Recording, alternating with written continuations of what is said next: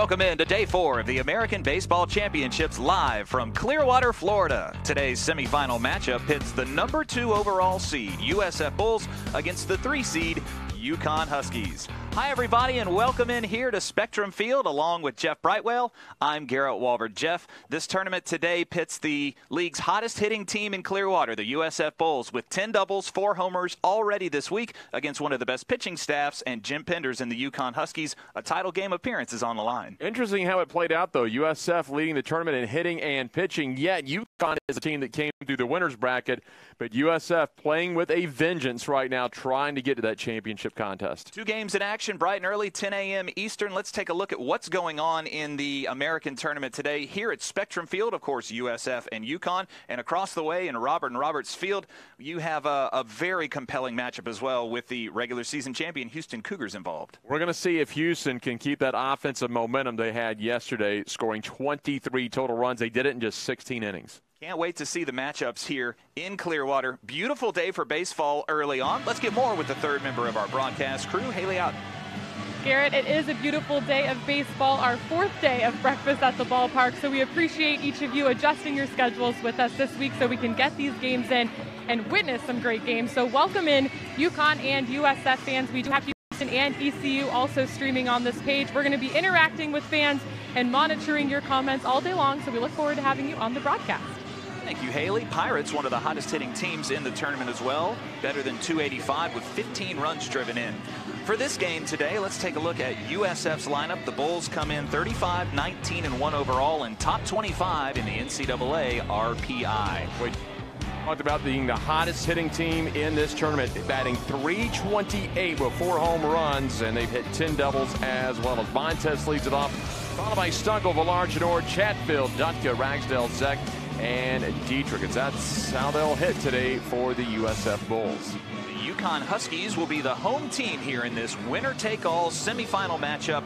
A chance to appear in the American Championship game tomorrow is on the line, and UConn takes the field. We're ready to get underway here in Clearwater, Florida. Jeff Kirsten, a right-handed pitcher. He's a junior college transfer, 4.34 ERA on the year. He's won 4 and lost 3. This will be his 10th start of the year, Jeff. He's a guy that's got to hit his spots and lead his team to victory. Well, the benefit of coming through the winner's bracket, even though the second semifinal game was forced, usually you have someone that started a few games, 18 outings, 9 starts. 64 1/3 innings pitched, 75 hits, 36 runs, 31 earned, 20 walks, 40 strikeouts, 293 average against. He's thrown 12 wild pitches and hit 7 batters along with those 20 walks. So if he's having a good day, he can command it, but if he's a little off, it could be a long day. Now, the interesting matchup between Kirsten and Stewart, neither one of those pitchers pitched in the regular season series. That was a series won by USF Bulls 2-3. The starting defense for UConn, the same as it's been in these tournament games. John Topa in left, Troy Stefanski in center, and Isaac Feldstein in right. Moriarty, Prado, Woodworth, and Winkle across the infield. Kirsten on the hill, and Zach Susi behind the plate. Susi, 18 innings, 2 days ago. You see the sun beating down here in Clearwater. Just a beautiful morning for baseball. We can't wait to get started here at Spectrum Field. I hope his pitching staff a little more kind to Susi today. We'll talk more about Zach later on, but the 18 innings, they frankly beat him to death, but it did not deter him at all. He was a workhorse behind the plate. And again, interesting that USF, number 1 in hitting and pitching so far in this tournament. You take a look at the UConn Huskies, 5th in hitting, rather pitching, and they were about 4th in hitting so far. But Jim Penders' team has always found a way to grind through it, make their way to what would have been a Saturday, but a semifinal appearance again here on a Friday morning in Clearwater, trying to get their way back to the championship game. And for the Huskies, and you caught up with Jim Penders earlier today, this is nothing new. They are perfectly comfortable in this situation this week. Talked with Jim, and he said, this is a team that I have that is used to double headers. You know, we're a team that comes through and deals with weather issues. I don't know if the other teams is as experienced with that as we are. We embrace the chaos. Let's look at some milestones for Jim Penders, the legendary leader for the UConn Huskies, numerous NCAA tournament appearances, and the 4-time Conference Coach of the Year. He will take on USF today, Jim. Jeff, they've got to quickly shake off a bad loss yesterday where the game snowballed, got on top of them early here in USF pounded out 13 runs and shut out the Huskies. But today is a new day. No surprises in this tournament as far as win-losses. The 13-0 score, a bit of a surprise, though. Leading things off is Coco Montez. He'll send one out to Feldstein and right. He's on his horse, and this one will drop foul. Not a lot of foul territory there in that corner, maybe 5 or 6 feet, but it found itself right of the line. Bench is in here. You got plenty of room between the bags, but it will shoot in like a lot of big league ballparks. Of course, this one is set up as a big league ballpark due to the fact that it's where the Philadelphia Phillies hold their spring training. Both of these teams sitting really good at large consideration. USF right around a 17 and UConn at a 19. Both teams hoping maybe they can scratch out a potential host site in the NCAA. Coco Montez, exactly what you want at the leadoff spot, hitting .333. He sends one out to the gap in right field. That one could go a long way. Montez runs well. He'll put the brakes on coming around third, though. That one quickly comes back in from Stefanski. A leadoff single for the USF Bulls. 9th hit of the week for Coco Montez, and Stefanski does a nice job to get out there, cut it off before Montez is able to make the turn and motor to second base. The record, in case you're wondering, in American Conference Championship play, 13 hits in a tournament. Brian Dinello for UConn that year. They won the tournament title in 2016. He's got some work to do if he wants to approach that. 9 hits, very good, but 2 more with the next 2 ball games if you get that second ball game. The only senior in the lineup today for USF, Duke Stunkel Jr., hitting .346 with 16 doubles, 23 runs driven in. Duke stands in and is behind in the count, 0-1.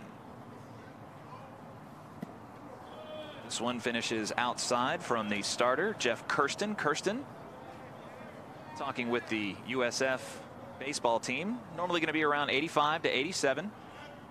Fastball, changeup, and a slider. And when he hits his spots, pretty tough to play against. Montez with a short lead at first.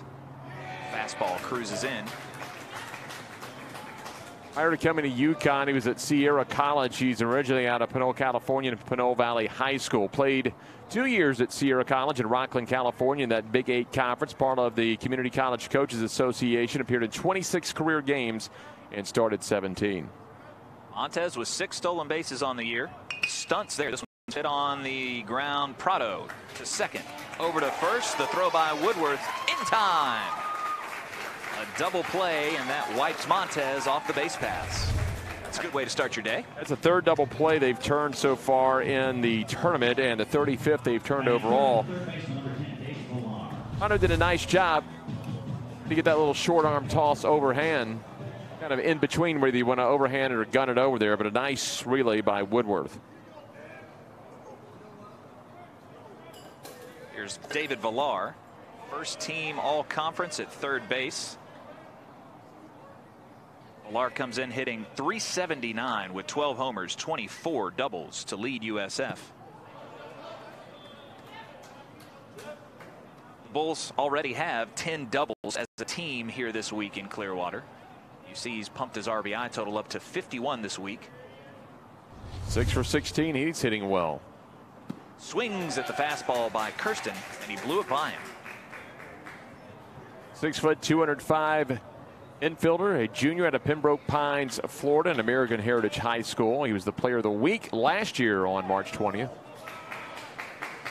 Again, as you mentioned, makes all conference this season.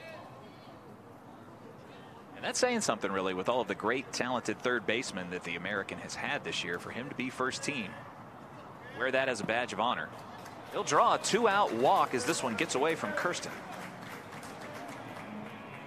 Kirsten with 20 walks in 64 innings pitched coming in on the year. He does have 40 strikeouts. Now he'll face Joe Genord.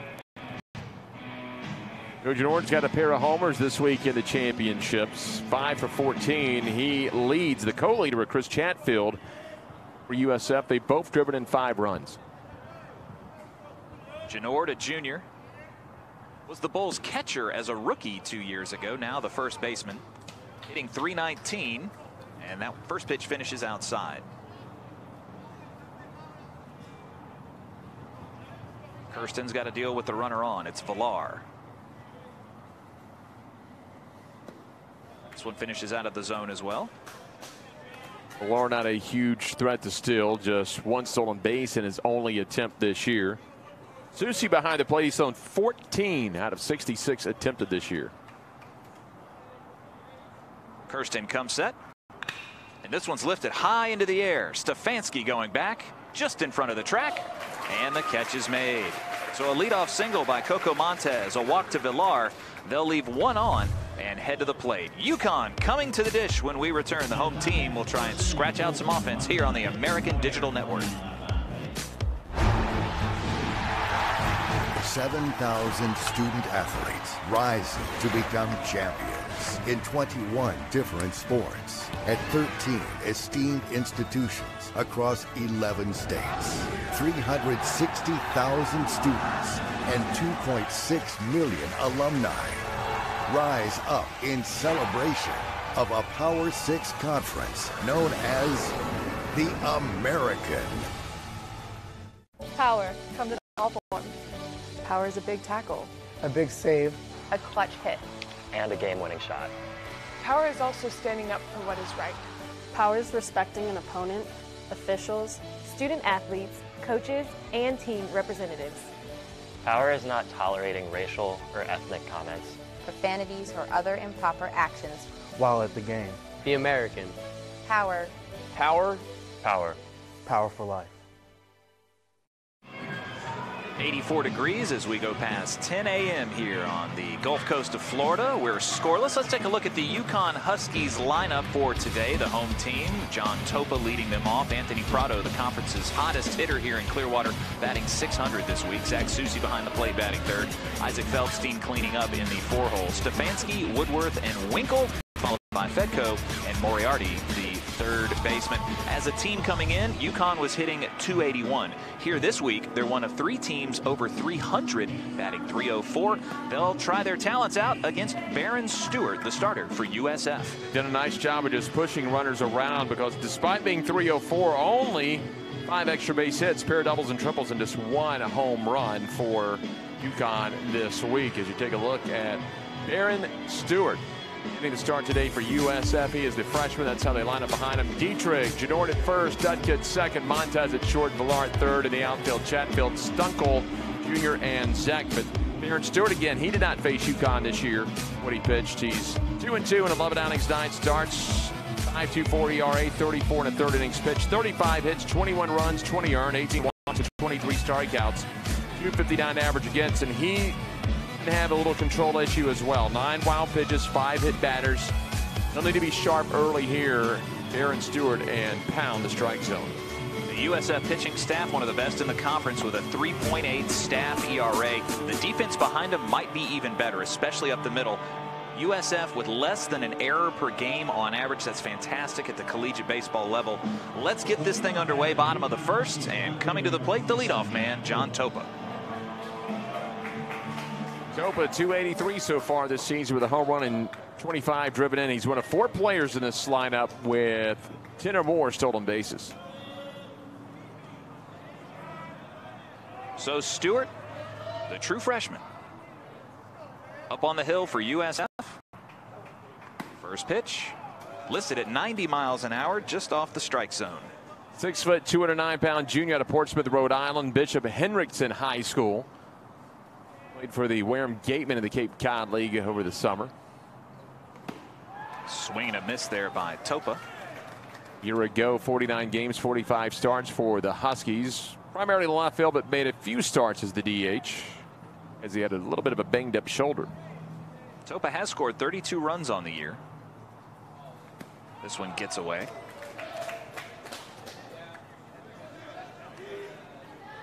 Since 2006, UConn has made remarkable progress in these conference tournaments, especially in Clearwater. Under Jim Penders, they've qualified for 6 tournament title games. They won the final Big East title in 13 and the 2016 American Championship here in Clearwater. Now 3-1. We talked about how Stewart needed to be sharp early. He's fallen behind the first batter and given Topa a hitter's count. When I talked with Coach Penders this morning, he just reminded me, we play on Saturdays and Sundays here at this ballpark. They're averaging better than 2.5 wins in Clearwater. This one's hit a mile high into the sky. Duke Stunkel Jr. should have a play on it in center. And that's the first out of the inning after 4 pitches. Give him a hitter's count, but a nice job to work out of trouble as he got Topa to elevate it out to center. Fastball right over the plate. Wasn't able to drive it, and that'll end up an out. Anthony Prado, one of the league leaders. His on-base percentage is .667. He's hitting .600 here in Clearwater. Looks at this one outside for ball 1. Prado now your leading hitter so far, hitting .600 in the tournament. He's driven in a pair of runs as well.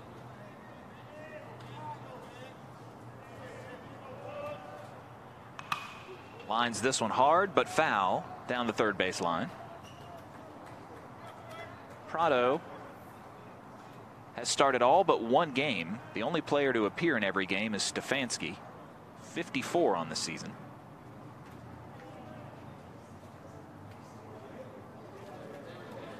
Anthony even in the count at 1-1. Late on a fastball, late on a breaking ball. This one's 79 miles an hour. Prado, a sophomore out of Staten Island, New York, Poly Prep County Day School.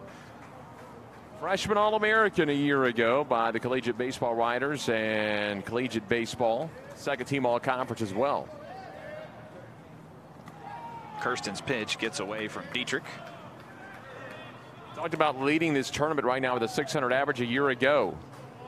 .611 average here in Clearwater. 10 hits, 7 RBI, 3 extra base hits, scored 6 runs. He was on the all-tournament team, and looks like he's headed that way again. The Tampa Bay Rays should take a flyer on him. Likes hitting here in the Tampa Bay area. Well, they're in town. They could tell someone to, hey, head over to Clearwater, check this guy out.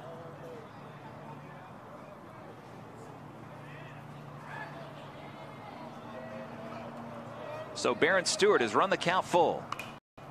Again, breaking ball doesn't fool him. It's fouled off.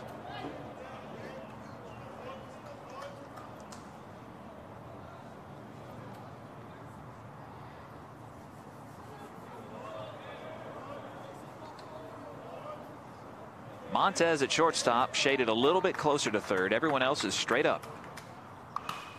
Prado got one to drive. It's headed a long way out of here to left field. Off the glove of Chatfield. Prado loses his helmet, cruises into second base. Now will put on the brakes. That's the way to start the ball game. A 1-out double all the way to the wall. Turn on that one. Big one for Prado. That's going to be his first extra base hit. His prior 6 hits have all been singles, but gets into that one. Chatfield made a nice run at it, but runs out of room. As you talk about not a lot of room once you get down to the foul corners. Kirsten gives up his 16th double of the year. And we'll get ready for Zach Susi to head into the box.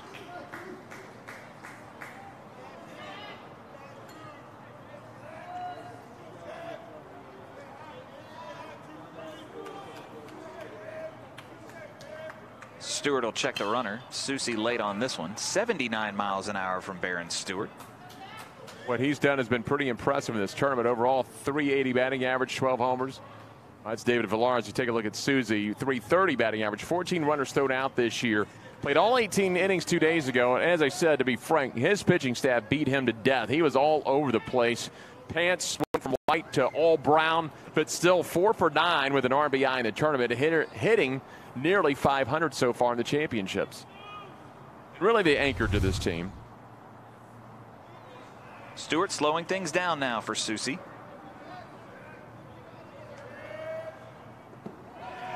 The .335 hitter. Even in the count, 1-1. Junior out of the Southington, Connecticut, and Southington High School. Came to the Johnny Bench Awardless a year ago when he played 57 games. 57 of those were as the catcher when he hit .286. He's at the .335. So he's made a nice jump up here in his junior year. Chops this one at the plate. The Huskies have compiled an impressive resume when playing on the road or at neutral sites. In 2015 and 16, they led the country with 50 combined wins away from home. Jeff, the numbers are just as good this year. Again, when you look at UConn, 22 and 14 away from Stores. Just don't get to play a lot of home games at J.O. Christian, and Haley showed us the plans for the new facility that they're raising funds for right now. And that's much needed and much deserved for Jim Penders. Stewart in a good spot. The 1-2 hit on the ground. Montez over to first. That'll move the runner into scoring position, but now 2 outs. Right play for Montez. May have had a shot to throw over to third and get Villar to tag out Prado, but take that sure out at first. That's going to allow Stewart really to just focus on Isaac Feldstein. He's labored a little bit this weekend.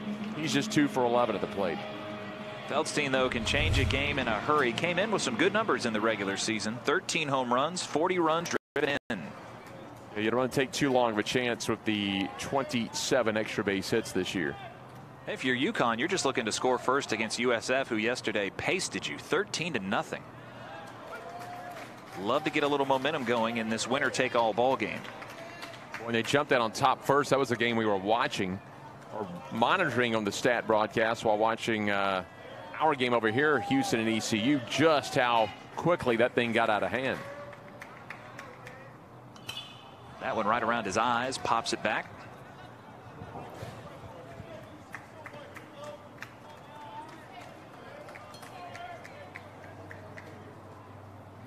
Feldstein, big hitter for this club. Slugging almost 600. Scores a lot of runs for Jim Penders' club. Now Baron Stewart comes set. 1 pitch from getting out of the inning. Not a bad thought. 73 miles an hour, and he just got a piece of it. One of the Californians that Jim Penders has been able to recruit over the years. He usually gets them out of a junior college or another institution. Kenyatta College out of Palo Alto, California, originally in Palo Alto High School. Husky fans here at Spectrum Field calling for Feldstein to come through.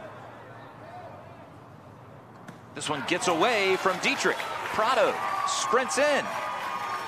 And it's 1-0 UConn. The Huskies draw first blood here in Clearwater, and USF behind in the bottom of the first. Stewart was doing fine, but just a runner on and 2 away. He needed his final out, but unleashes his 10th wild pitch of the season. That was one of the things we're going to watch today. And already a wild pitch has cost him a run. And the Huskies, as you mentioned, an all-important lead after USF jumped out on top early yesterday and run ruled the Huskies. The 1-2 by Stewart struck him out. That's 3 seasons in a row. The USF staff has 500 or more strikeouts. We'll see if they can fill it up today. But UConn scores 1 on 1 hit, none left on. We'll head to the top of the 2nd inning after we take a little break. Haley Outen will have more for us down on the field. Let's get an update. We're happy to have all of you tuning in with us today. The viewers are creeping up as we dive in a little bit later this morning. So enjoy your coffee, enjoy your breakfast with us. Keep your comments coming. We want to know where you're watching from and hear your thoughts on this game. I want to know how it's gone this week for all the breakfast for baseball. If anyone's superstition, you know, throw out the bacon and eggs after a loss, maybe go waffles, or if anyone's just tried to stay consistent, anything exotic if they've had their breakfast with baseball this week. Jeff, we look closer at the bracket here, and in the semifinals, Houston and ECU at the top of the bracket, UConn and USF down on the bottom end. Still TBA for the championship game because weather could be such an issue. And, you know, you have to balance how many games that these student athletes have played over the last 3+ days and the weather and what's going to be best for them. You know, you look at UConn and USF yesterday, a couple of teams that played doubleheaders. Houston did the same thing. You know, the kids are pushing it to the limit, trying to win a title. You know, the conference trying to get all of these games into that tropical depression to the south of Florida, starting to make its way up here.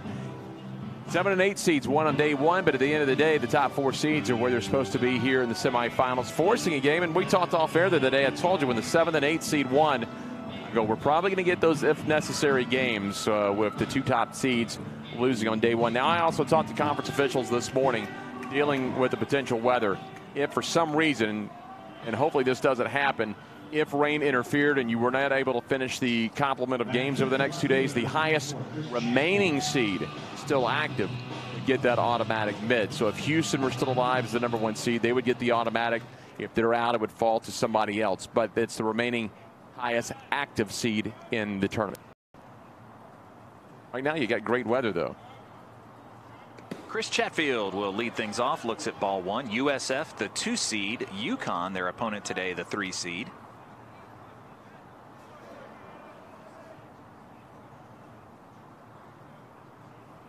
The 1-0 hit on the ground. Woodworth on 2 hops. Flies it over to first. 1 out.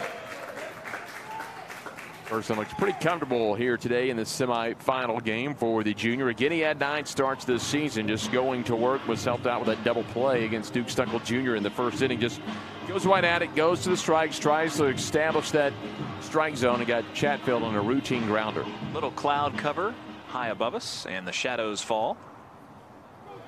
Still 86 degrees, and the guys came out of warm-ups down on the field today just pouring sweat. This one will get into shallow left field. A 1-out hit for USF. And for Kirsten, gives up the single there after giving up one to Coco Montez to start the ball game. Third base runner they've had on a pair of hits and a walk. The double plays negated a chance to score a run in the first. Now they've got Dutko on. Just threw it down the middle about letter high, able to turn on it and get it past the diving Prado at short. Now Carson Ragsdale will come to the plate. Right-hander stands in, hitting .240 in his sophomore season. He's got 12 starts, 17 games appeared in. You don't often say a lean 221, but when you're 6'8", it is a lean 221 pounds for the sophomore out of Wesley Chapel, Florida. Ragsdale with that long swing puts it in the air to Stefanski in center, and he'll make the catch. Runner hits back first.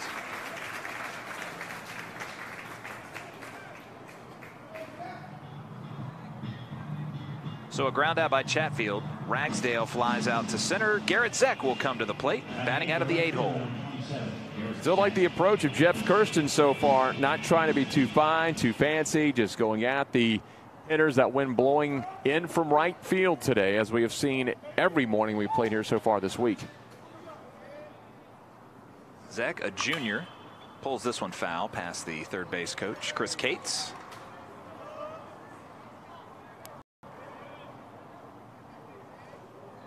The pitchers are going to recognize that at this point. Power numbers may be a little bit down from what we've seen in years past. Of course, we've been playing at 2 different fields here. 17 home runs so far in 24 games of the championships. Those are some pretty explosive power numbers. Read an article in the paper today, this pertaining to Major League Baseball, that they can't explain why. They've had scientists look at the ball since 2015. They've looked at it every single year, and home runs per game and contact per game going up. They're not able to explain why, and they said if it's some little nuance in the ball, we're not able to detect it. But since 2015, you've got a third more home, as in 0.03 more home runs per game, and they can't understand why. And I don't know, you're never going to see the numbers at the college level. They haven't been looking at it, and it's a different ball, but something is happening. It's always interesting. There's got to be something behind it. Maybe it's just a spot where the hitters have the advantage over the next few years. Sometimes you see baseball, whether it's college or pro, it's more pitching dominated. There's portions where it's hitting dominated. Garrett Zeck will let that one cruise by, and the count evens up on him, 2-2.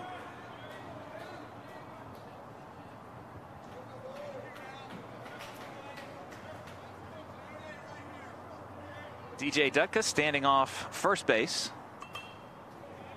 This one's fouled back. Tyler Dietrich, the catcher, standing on deck with his shin guards on. Zeck out of Naples, Florida, a junior, went to Naples High School. 60 games, 54 in center field a year ago, hit .260. Zeck right around the same average of .253, but boy, he leads a team of 6 triples. He can motor around the bases. Hits this one hard into left field. Couple of singles in the inning for USF. That was kind of a ringing single. You could hear it all across the ballpark, and that'll bring up the bottom of the order in Tyler Dietrich. Important hit to bring up Tyler Dietrich. Although as a 9-hole hitter, you like a guy hitting .284 in 55 games with 36 RBI. Not your prototypical 9-hole hitter, but it brings him up. So at the least, you get Montez to lead things off in the third. But Dietrich thinking about a 2-out RBI.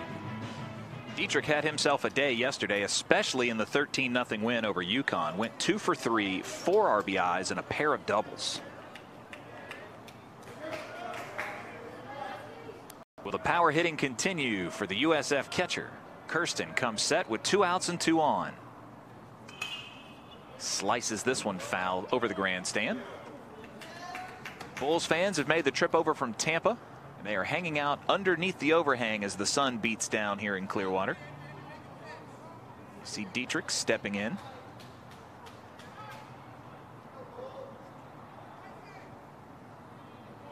UConn with a 1-0 lead early after pushing a run across in the bottom of the inning. Kirsten's pitch popped up. Winkle gives chase, but that's about 4 rows back past our cameraman. Hey, there's a souvenir. It's in on the action over at first base. That one just kept tailing away, floated away on the slice. There's the USF and UConn bullpens over the left field wall. Hey, look at that. That one goes right away and comes back. Dan, our cameraman's got a paycheck and a souvenir. Kirsten comes set, and he hit him. That one came mid-back, and number 38, Tyler Dietrich, is going to walk the bases loaded. That's Tavia Dietrich down 0-2 in the count.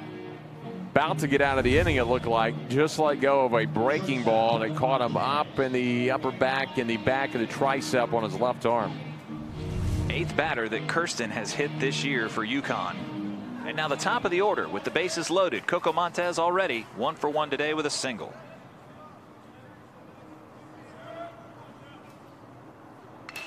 Montez with 2 outs lifts it high into the air. Stefanski going back. He's right in front of the wall, but he'll make the catch. It was about to be deja vu all over again for UConn, but Stefanski gloves that one, and USF leaves the bases loaded. Fortunate for UConn, he hit it to one of the deepest parts of the ballpark, and that'll take us to the bottom of the second, with the Huskies still leading in 1-0.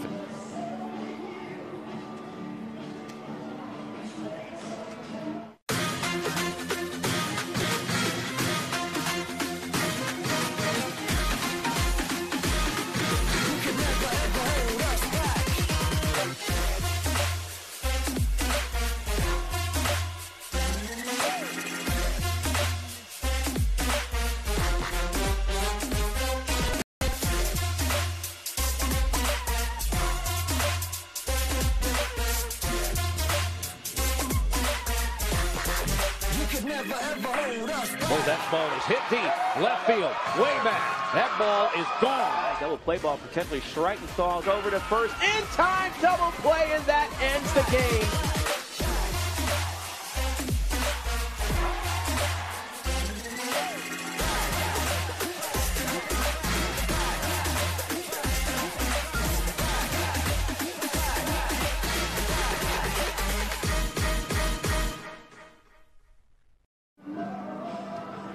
One 1-0 UConn, and the Huskies will come back to the plate here in the bottom of the second inning. They were able to strand the bases loaded. USF had threatened in the top of the inning, but a fly ball out all the way to the wall, and Stefanski was able to end the threat.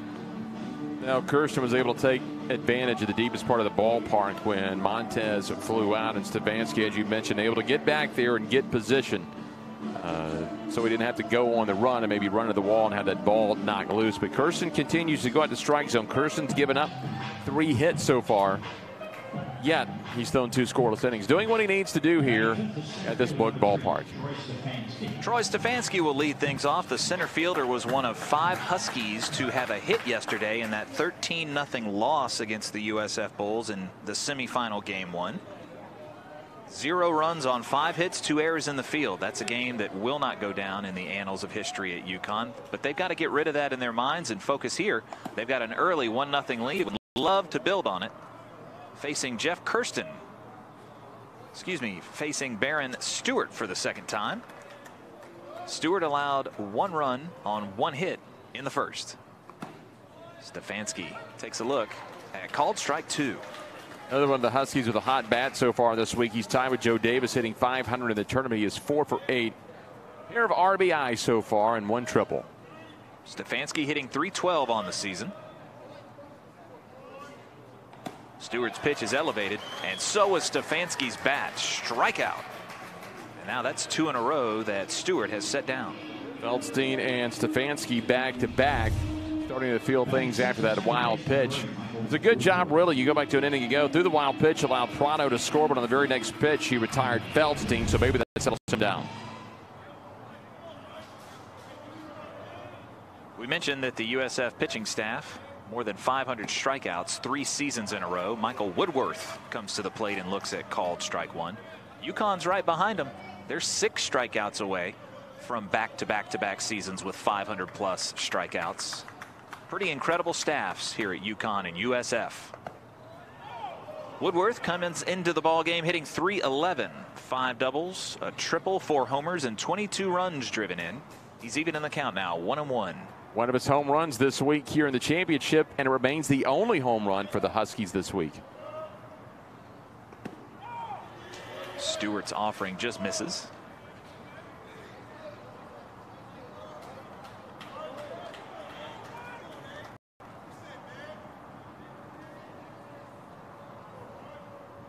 Stewart sends one into Dietrich. Pulled down the line, just foul. Boy, I'd love to see a replay on that one because it was crossing over the top of the bag. Jim Shaley with the call at third. Do have a 4-member crew here, just 2 games today, and they're split at the 2 different facilities. Back to a 4-person crew, so Shaley right on top of it.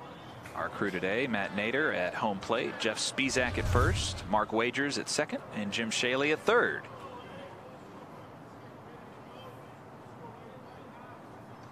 This one comes inside and just kind of a waste pitch, backing him off the plate.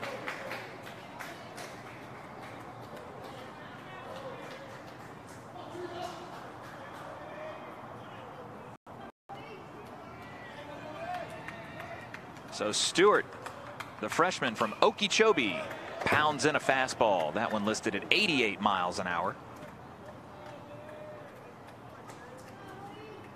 Swings in, and some fans already in the outfield on those lifeguard chairs, enjoying the view from the outfield. You know, I think they're still there. I don't know if I can see them from here in the press box. They used to have a big pair of lazy boys right behind the plate at the top of the grandstand. Michael Woodworth draws a 1-out walk.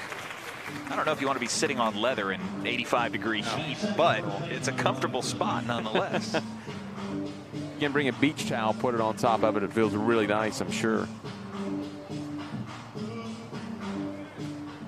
Haley, you have something to say about that? Very important update, Garrett. I can confirm the lazy boys are still there, and people have been gladly sitting in the leather chairs all week long here in this 90-degree heat. So it must be very comfortable. Beautiful ballpark. Chris Winkle takes a look at called strike 1. It's always fun to go to the minor league park, see the nuances, things they have. When we were in the league, when I was in a league that included Marshall, they played in the minor league park, Appalachian Power Park. They had an electrical outlet because there's this fan that brings a toaster, throws toast to the fans. And so they put an electrical outlet for them in the chair backs. The 0-1 outside. If you go to Memphis to AutoZone Park where the AAA Redbirds play the Cardinals, there's a red chair out in the middle of a berm, which used to be seating. It's where Albert Pujols the championship home run in the PCL back in 2000. But now, without the stands there in the berm, it's just a random red chair out there. Very impressive. Well, the amenities here at this ballpark are legendary. Winkle swings through this one. I remember the first couple of years I was here, I went down to the concession stands. They were selling something called a cup of cookies. Now, if you're going to eat a cup full of cookies, little mini cookies, then good on you. But I mean, if you're bringing a family out here, you know, and you want to have a couple of kids and they want some cookies, bang, you're ready to roll. I mean, you've got Frenchies and the beautiful view all over the ballpark. Maybe bring a folding chair and an umbrella, go sit out on the berm. They'll throw back over to first, not in time. Just a great place to take in a ball game. I wish you hadn't mentioned the cup of cookies now. It sounds pretty good. And it's 10:37 in the morning. Go carve out some space in one of those lazy boys with my cup of cookies. Winkle behind in the count, 1-2. Fouls this one back into the mitt, and a strikeout. 3 of the last 4 batters have punched out for UConn. Well, he's getting in a bit of a rhythm despite the walk. As you mentioned, 3 of the last 4 he has struck out. That'll bring up Fedco's looking for his first hit of the week. Christian Fedko will come to the plate, and I think the weather was a little different the last time we saw him on social media. Yeah. About 87 degrees here in Clearwater.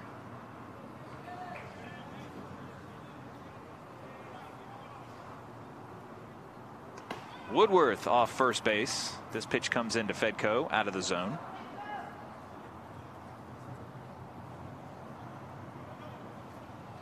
Woodworth, with 12 stolen bases on the year, has not been caught this season. I'm sure Dietrich has a very close eye on him right now at the plate. Dietrich's thrown out 20 runners this year. 20 out of the 72 that have tried to steal on him. So Baron Stewart comes set. His 38th pitch of the ball game is called strike one.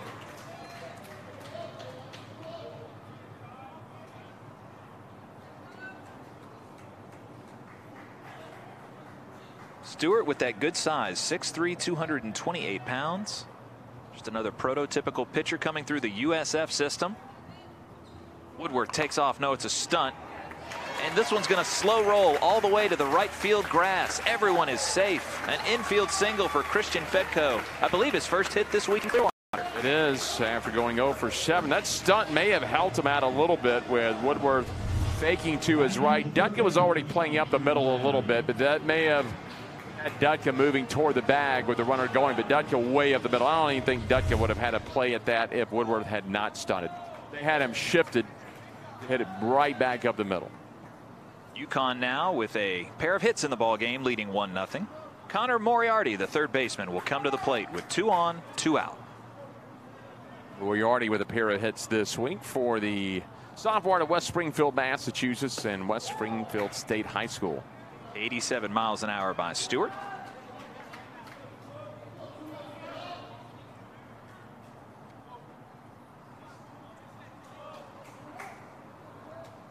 So Woodworth off second, Fedko off first. The Huskies looking to add to their lead. Beautiful breaking ball there by Stewart.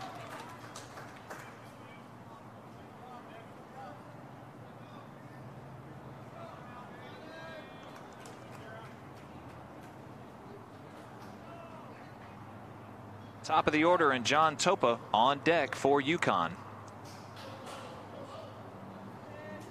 Stewart shakes off one pitch. Now he's got what he wants as the wind blows in hard through right field. This one's fouled off by Moriarty.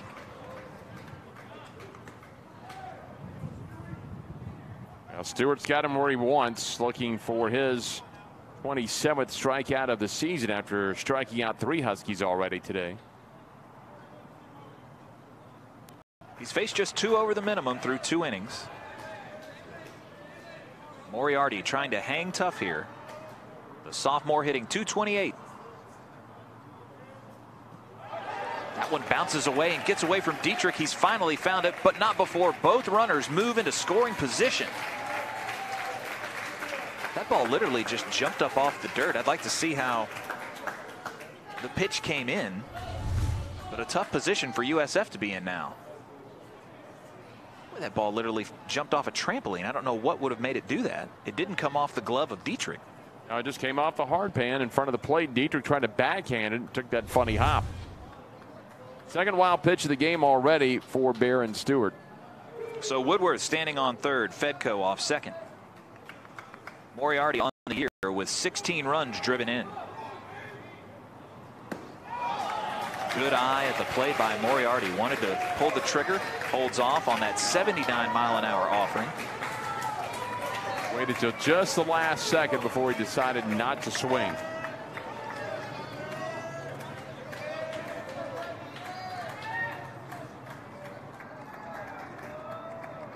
USF stranded 3 runners in the top of this inning. Can they wriggle off the hook here? Yes, they can. Big time pitch by Baron Stewart. He strikes out 3 in the inning and strands 2 on the base paths. 2 innings are in the books in our semifinal game, and all the strikeouts coming from Baron Stewart. Despite a couple of wild pitches, you see there, you got him to go high, down and away, moving the ball around, gets himself out of the jam. Well, coming back out onto the hill is Jeff Kirsten. Let's go down on the field for more with Haley. We've been dealing with rain in the forecast all week, but I think it's safe to say in this 90-degree heat we won't be expecting any snow. But that was not the case in early April, which is every New Englander's nightmare.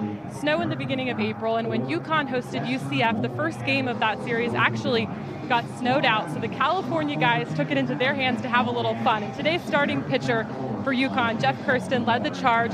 They decided to build a snowman. So every California person's dream to get out there, build a snowman. He led the other California guys, and you know, I don't know what the form is for building a snowman, but I think they did a pretty good job as rookie snowman builders, and these snowmen, they even had a little bit of style. Look at that. Well, my kids taught me this year, it snowed in Baton Rouge. They told me you have to just roll up the entire yard until you have that big baseball and then start building on top of that one. But Kirsten, nice job there. Every New Englander's nightmare. Did you see that field? I saw it, and I'm glad it was UCF there and not Memphis, because they had to bang that Saturday game. Obviously, as you saw the snow, they played a Sunday morning doubleheader, first pitch temperature. As we take another look at it, you try to get the big ball at the bottom, medium in the middle, and then the head's the smaller one. But I like the fact they got the ball cap on them, and even with the arms, they had the bat out to the side. So a nice job. There you go. They found some sticks over by J.O. Christian, then propped the bat up. I'll tell you what, I've done a handful of games there. Love the ballpark, love all of the hedges that they have from foul pole to foul pole. A unique place to watch college baseball.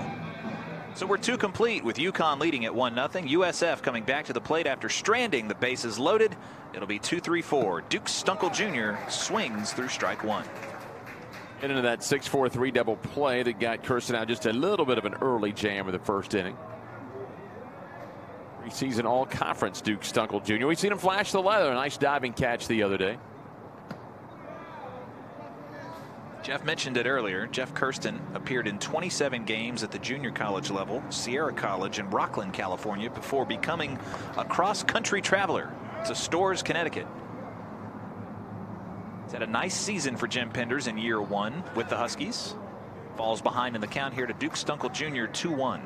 Well, as Haley mentioned, maybe that is the recruiting tool Jim Penders used to get all the Californians. So you come here, you're probably going to get to play in the snow for the first time. You ever seen that movie Frozen? Do you want to build a snowman? Come to UConn. Sorry, the only reason I know that is because I have 3 kids. There you go. Congratulations to your son. Just graduated kindergarten. That's a big deal for him. Man, I had to watch it via pictures. Here's a liner stung right to the shortstop Prado. And now an out. Stunkel's gone to the left side both times. The 6-4-3 double play hit it hard that time, but Prado, one of your better defensive shortstops in the league. In this league, as we've seen this week, a lot of really good defensive shortstops makes the play. One of the most dangerous hitters in the conference, David Villar, first team third baseman, who drew a walk in the first, comes back to the plate here in the third. Some good zip on the fastball there by Kirsten, 87 miles an hour, but it finishes a little bit low. Villar, 294 hitter a season ago, was third for USF, but punched it up to 379 coming into this ball game.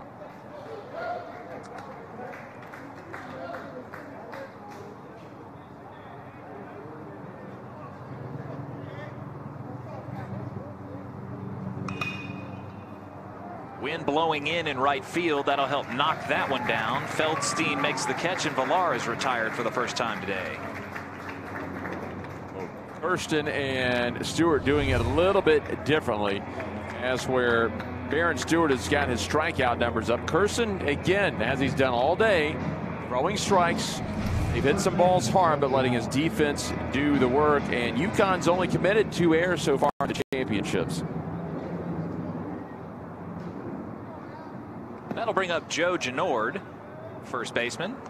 Comes up with nobody on and 2 outs. You know, 2 years ago, the Bulls found themselves fielding 7 freshmen in the lineup at times. Genord was one of them. This one goes outside. You had the freshman outfielder, Chris Chatfield. He led the team in home runs with 7. Joe Genord out of Lake Worth, Florida, was the rookie catcher. He was actually named the perfect game collegiate player in the League of the Year for them. You got these guys that were rookies then that got all of this experience now, team leaders. They got USF on the verge of playing for their very first American Tournament Championship. They can carve out a win today. Genord looks at 3-0 now as that pitch inside. And they had taken some tough losses early in their career and the conference tournament, bounced down a couple of times, but weathered through it, and here they are, chance to get back. In fact, they're going to get back to the NCAA this year. We've got fans galore lighting up social media with us. Haley, you have more? We do. They've been great all week, and a couple of shout outs. One to Bruce Feldstein, who's cheering on the Huskies all the way from Palo Alto, California. So awesome. Before 8 a.m., tuning in to some great baseball here on Facebook Live. And then also Mike Bowler from Somers, Connecticut. Sorry you can't be in Clearwater with us, but he says he's enjoying the coverage. So glad to have you. We thank everybody for listening in on the American Digital Network, Facebook Live. Payoff pitch with 2 outs. Joe Genord sits on one and drives it a long way to left. It's out of here. Home run, USF. And Joe Genord ties it up in the top of the third, 1-1. That'll be his 6th hit, his 3rd home run, and 6 RBI of the week here in Clearwater. For Genord, his team leading 15th bomb of the year. Now 50 RBIs for the junior. What a big moment for USF in this game, where a chance to make it to the title match is on the line. Let's take a look. A bad location. It just hung there on the inside. He was able to turn on it and hit that laser into the pin. And that gets UConn up immediately in the bullpen. Kirsten gives up his team-leading 8th home run of the year. We mentioned him just a moment ago. Chris Chatfield, now in his junior season, steps in, looks at ball 1. Big 2-out RBI there for USF. The Bulls loaded the bases an inning ago, but stranded them with that long fly ball out. Now Genord gets logged on. And the pitching coach, Joshua McDonald, will come out and have a talk with his starter, Jeff Kirsten. After the home run, he follows it up with a ball. And I think Josh wants to go settle him down a little bit. He retired 3 in a row after he hit Dietrich last inning. You mentioned that deep fly ball by Montez. Stunkel hit it hard but lined out. The fly ball by Villar, and it looked like he was going to get around Genord till he knocked it out of the pen. And as soon as that ball got into the pen, the Husky pitching staff got up and started throwing. Well, even though USF has played one more game in this tournament than UConn, the Bulls are 3-1 now. Their pitching staff might actually be a little bit fresher. Yesterday in the 13-0 win, Alec Wisely went the difference, the distance, 7 innings pitched. While UConn had to throw 4 different arms. Dunlop got the start. Simeon, Rakowski, Santos all had to pitch deep into that ball game. We'll see how that affects these teams moving forward. McDonald's meeting at the mound is done, and Chatfield will come back in ahead in the count, 2-0. C.J. Dandino, the reliever in the pen right now for UConn, who's 1-1 with 1 save in 15 outings this year. Chatfield had a nice day yesterday as well. Just in the UConn game alone, went 1 for 3 with 3 RBIs. Hit his 3rd home run of the campaign. Won't swing at that one, and it's strike 1. Chris grounded out to the second baseman in the 2nd inning. Back up here for at-bat number 2. And he draws a 5-pitch walk. Second walk given up today by Jeff Kirsten. He also hit a batter, Dietrich, back in the 2nd. Kirsten is running into a little bit of trouble here after it looked like he had settled down after the 2nd inning. Got the first 2 out here, but now it's back-to-back base runners, including the home run for Genord.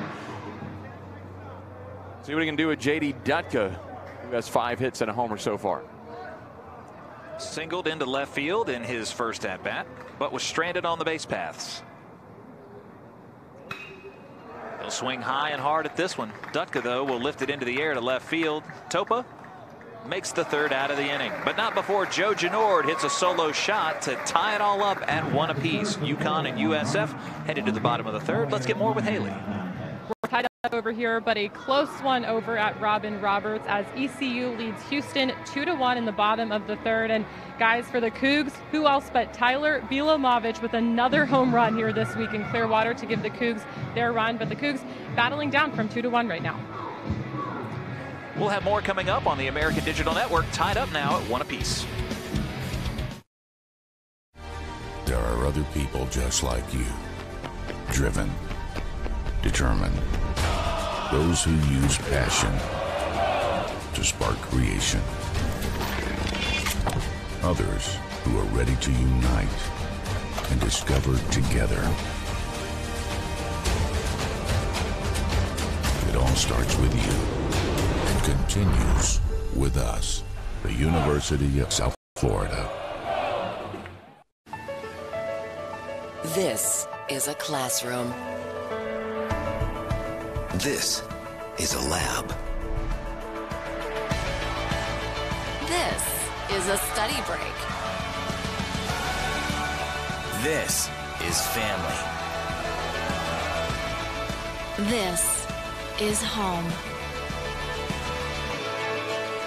This is UConn. USF back out in the field after tying it up in the top of the third. Joe Genord hits his team-leading 15th home run of the year. Now UConn will try and answer with the top of the lineup. Joe Topa coming to the plate. Topa fly out the center earlier today, 0 for 1 so far in this one. 0 for 1 outing so far. 282, but he hits 333 when he leads an inning off. They're going to play him to bunt. Be an interesting setup over there at Robin Roberts. The fans right on top of the field. You've got the regular season champion Houston Cougars and a top 4 seed as this one's hit by Topa, ECU. So John Topa retired at the top of the lineup. So 1 out early on. Haley just mentioned Tyler Beetlemovich hitting the home run. He's also pitching, and he's just fallen behind 4-1 in that game. Beetlemovich with 5 walks already in 2 1/3 inning, but trying to help himself out with that home run. But the Cougars in a little bit of trouble now, down 4-1 in the 3rd. That also a winner-take-all ball game. Whoever wins goes to the championship game. And if Houston falls, that would be the first time in 4 years they haven't appeared in the title match. Anthony Prado, 2-hole hitter who doubled and scored UConn's only runs, stands in. He's ahead in the count, 1-0. Continues to lead this championship, now 7 for 11 this week. Won't offer at that one. Prado came into today's ball game. The sophomore was hitting .307 and has scored 40 runs on the year. Feldstein and Stefanski have also scored 40 or more runs. Nice to have that much production at the top of your lineup. Prado ahead in the count, 2-1.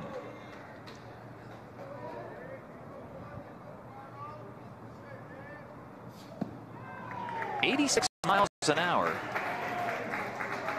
but missing in Baron Stewart, who managed 3 strikeouts in the last inning.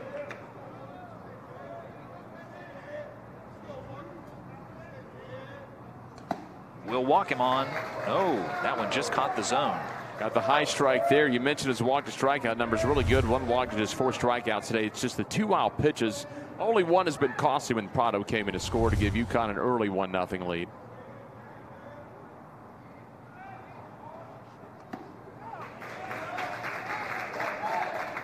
Prado draws the walk. That's the second free pass given up by Baron Stewart. And Zach Susi will come to the plate.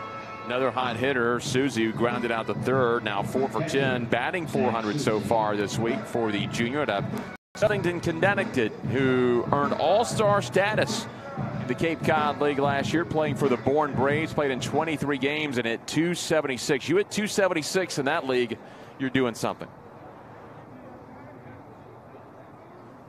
Dietrich behind the plate has thrown out 20 runners. Anthony Prado on base leads the Huskies with 18 steals. He's been caught 5 times.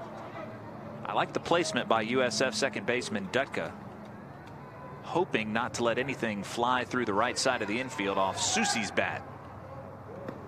Breaking ball finishes too far inside. Managed count now for Susi. Susi this year, 22 walks, only 27 strikeouts. This is his 51st game, all starts this year for the junior catcher. Susi 0 for 1 today, grounded out to the shortstop. Won't offer at that one, and he's worked himself ahead in the count, 3-0. Just missed on the inside on that pitch. I think Stewart thought he had a strike there. Susi likely going to take all the way at 3-0.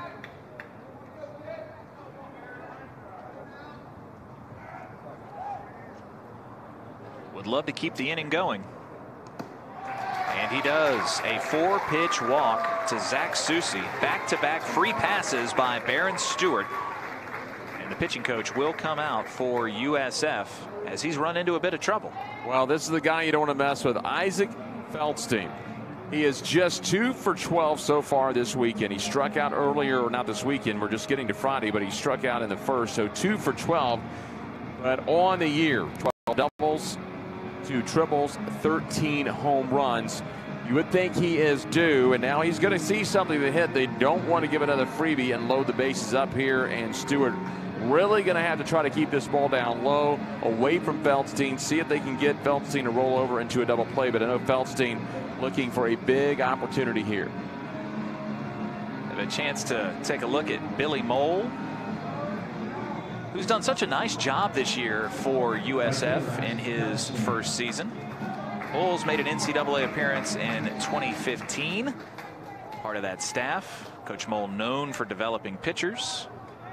And quite a few wins of RPI importance for USF this season in 2018.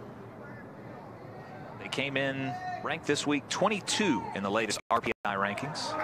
So you would assume that they are a solid lock to be a 2 in someone's regional. And maybe, just maybe, with some things falling the right way, they can win the American Tournament Championship here in Clearwater. Maybe be one of the top 15 or 16 teams in the RPI and host a regional. The 1-0.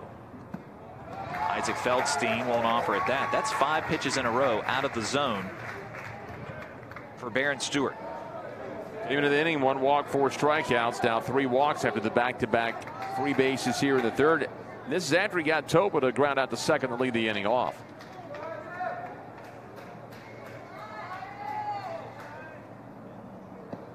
Big home run cut there by Feldstein. And the count now 2-1. Mentioned the RPI and the resume for USF. One other big positive they have is that facility easily can host a regional over there. I'm sure the Bulls would love to show off that facility to a national audience. They've hosted regionals for the softball program under Kenny Erickson numerous times there. They even advanced all the way to the College World Series. But they have yet to host a regional. Plenty of permanent seating, and if you've been there, that outfield, you could bring in the temporary bleachers or just sit on the berm out there and left. 2-1. Feldstein, high chopper, and taking it at third is Villar. Won't have a play at first base. So 2 on remain, and reaching on fielder's choice first time today is Isaac Feldstein. Villar thought about it for a second to try to gun down Feldstein over at first base. He decides to hang on to it, record that second out, and don't risk a throwing error or anything like that. Don't let the runners move up. Just take the sure out.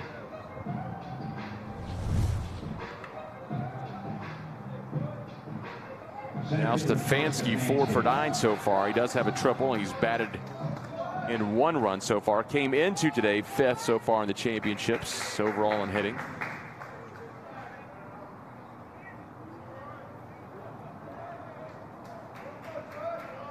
One arm has just popped up in the pen for USF. I believe it's Kevin King, number 4. 2-out pitch. Put in the air to center field. Stefanski's offering will be caught by Stunkel. UConn strands a pair on base. 4-3 complete with the teams tied up 1 apiece. Here's more from Haley.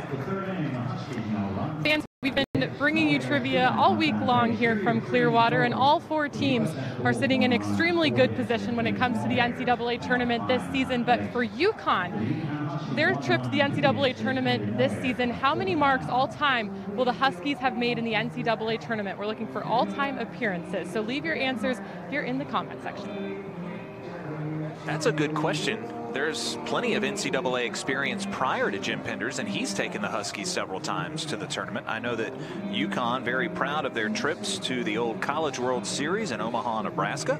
They have 5 of those to their credit.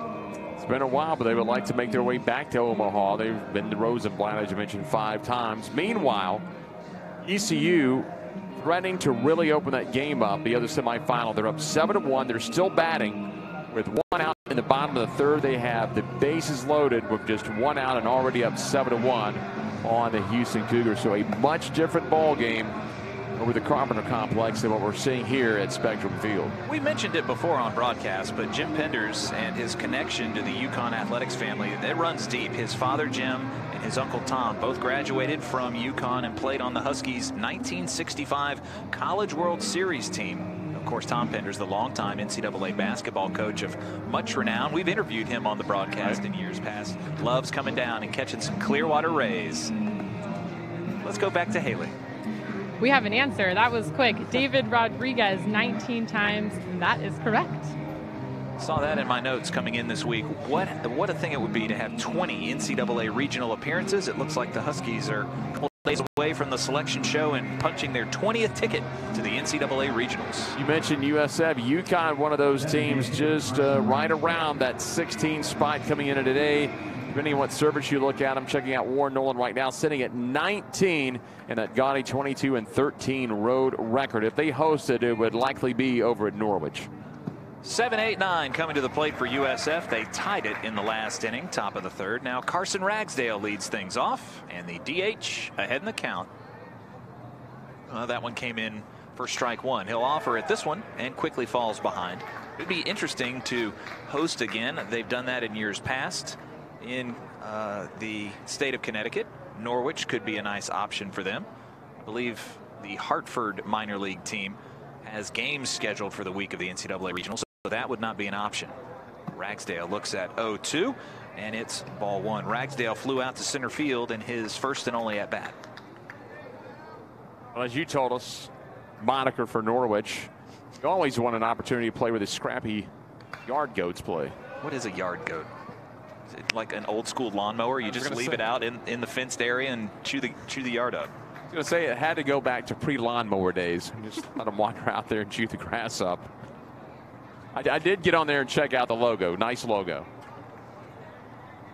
You mentioned it last inning. C.J. Dandino warming up. I don't know if he's going to get in the ball game the way that Kirsten is pitching. Gets a strikeout there of Ragsdale. He's retired, and that'll bring up the 8-hole Garrett Zek.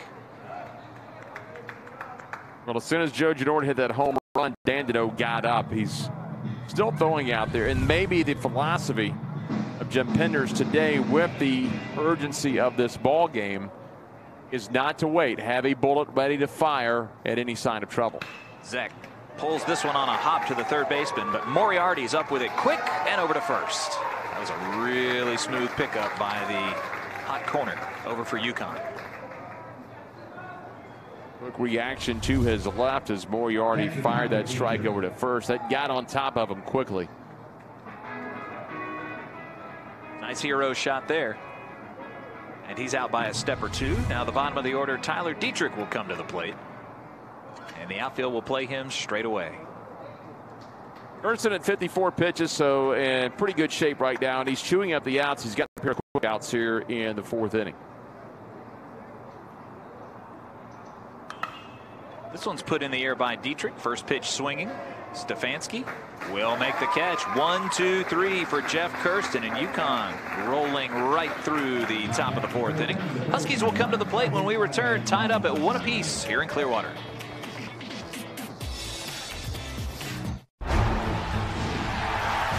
$7,000 student athletes rising to become champions in 21 different sports at 13 esteemed institutions across 11 states.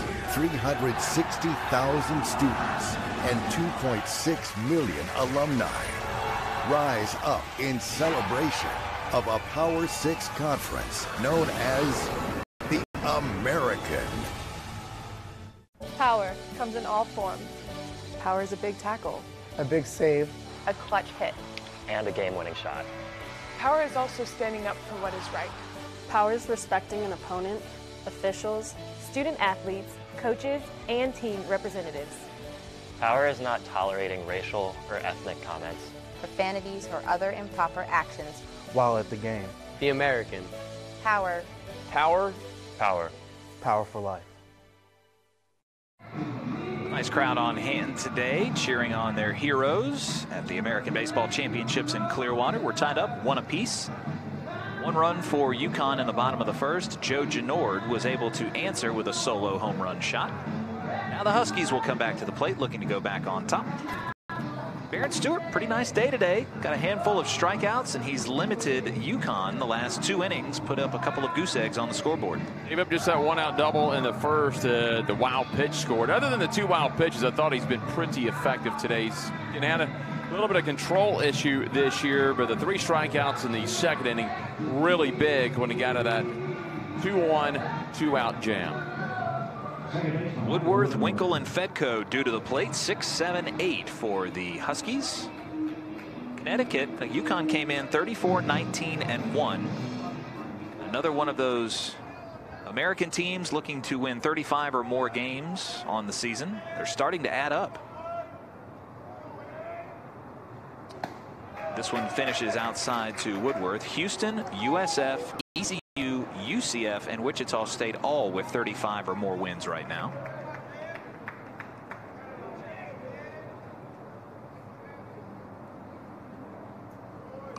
Stewart right over the plate. This one's fouled back by Woodworth. Houston did, I think, what they needed to do this week. They were the regular season champ. They were hovering a little over 50 in the RPI, sitting at 43 now. If they don't rally against ECU, that's not bad. ECU 13th in the RPI. So I think Houston has done what they needed to do to ensure that at large. The 1-1. Woodworth offers it. This one puts it into the air. And the wind's changed a little bit, but this will end up in the glove of Zek, now kind of pushing from right field into the field. And that knocked it down a little bit.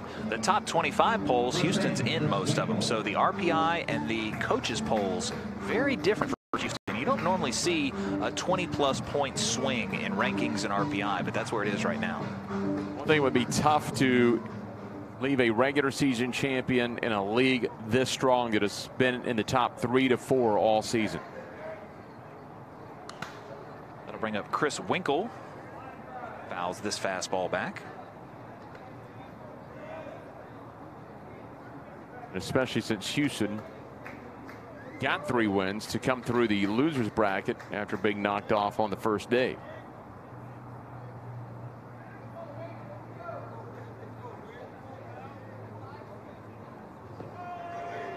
Winkle in today's ballgame struck out in the second inning. Stands back in against Barron Stewart, who has 4 strikeouts this morning. A young man at 6'5", 206 out of Orange, Connecticut in Amity Regional High School. The 1-1. Busts him off the plate a little bit. And Dietrich has to get up off his seat behind the plate. At Amity Regional, he played for Sal Coppola, who's the team captain. 3 Connecticut state championships, 14, 15, and 16. 2 conference title and first team All-State. Stewart ready to work up there on the hill. Again, 2 pitches in a row trying to back Winkle off the top of the plate. 6'5" frame, also no surprise, was a 2-time all-conference basketball player at Amityville.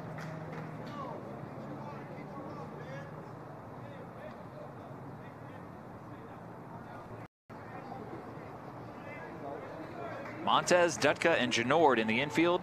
Back on the grass for Winkle. And he draws a walk on 5 pitches, so a base runner for the American Rookie Position Player of the Year. Christian Fedko will come to the plate. Fedko singled into right field in his last at bat. Jeffy had a really fine year as the Rookie Position Player of the Year. Got into 46 games in the regular season, made 44 starts, and helped UConn clinch the number 3 overall seed in 2018. Well, he's a product out of the Northeast in Gibsonia, Pennsylvania at Vincentian Academy, where he lettered for 4 years. Named Pennsylvania District 7 all-selection and all-section team. All 4 years he played. Winkle darts off first base. The pitch comes in. It's called strike 1. Left Vincentian with nearly every career batting record. Hit .660 in his sophomore year in high school alone. Fedko, one of the team leaders in doubles with 11 coming in. He's also driven in 27. This one finishes outside to his bat. Fedko played a little bit in the infield, saw some time as the team's DH. That's where he is today. Base hit in the second, his first of the week now, 1 for 8. He's also still looking to score his first run. He has 18 plates on the year. A little bit late on this one, and he pops it up on the infield. Montez will battle the sun at short and wins. That'll be the first out of the inning. Second player retired, actually. Woodworth flew out to right. Winkle remains on first. Connor Moriarty will come to the plate now and stand in. Moriarty was a big strikeout for Stewart after a wild pitch. All of a sudden, Stewart had second and third with 2 away, but comes back to get Moriarty to get out of that jam in the second inning.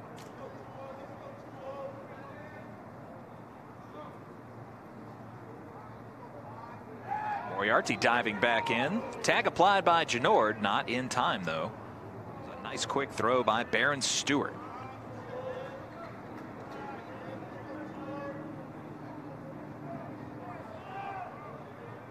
Stewart had made 9 starts coming into this ball game. This pitch gets away, and they'll run the. Well, they'll move the runner over to second base. Moriarty. Watch that one cruise by, and it got a little piece of the dirt. I'm going to wait and see. And it is. The way he jogged up to second, it is going to be a balk. It was a dead ball. I know Jim Pender's teams don't jog around the bases, and when I saw him trot up to second, pretty obvious.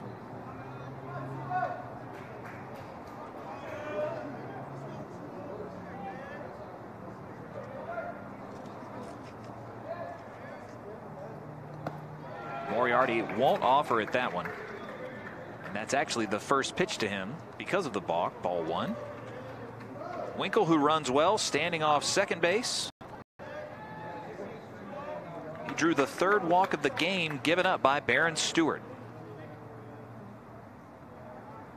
Bottom of the order, hitting .228. Moriarty, the sophomore, stands in. Pulled foul, third base side. Moriarty's driven in 16 runs on the year, does have 4 home runs and 9 doubles.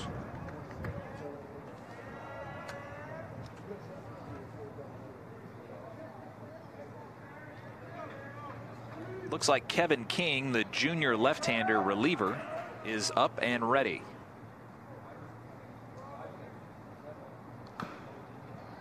Changeup, just got a piece of it, 77 miles an hour.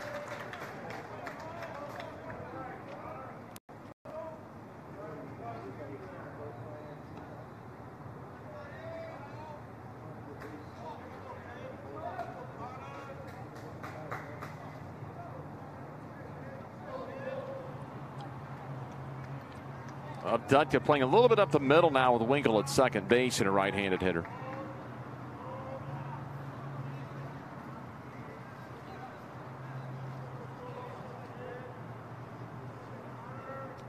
And the catcher Stewart back off the hill. Now he's ready to work. 1 pitch from getting out of the inning. Runner off second. That one finishes a little bit low. Good thought, but Moriarty will not chase it. Down and in just a bit of the strike zone. Moriarty looking for his 3rd hit of the week. Stewart creeping up a little bit with 78 pitches now through 3 2/3. Stewart was ahead of him here. Don't want to lose him and put another runner on for the top of the order in John Topa. Checks the runner and deals. Outside, and now Moriarty's worked himself all the way back to a full count.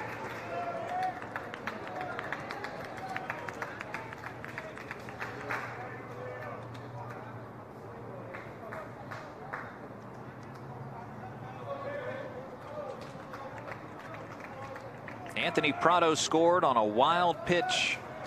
That's the only run production for UConn so far in today's game. USF got a home run by Joe Genord. Here's your payoff pitch. And he walked him. Top of the order coming up for the Huskies. 2 more walks. That's the 4th and 5th walks of the ball game now for Stewart as they flip it to the top of the order. And Topa still looking for his first hit after a fly out and a ground out this morning.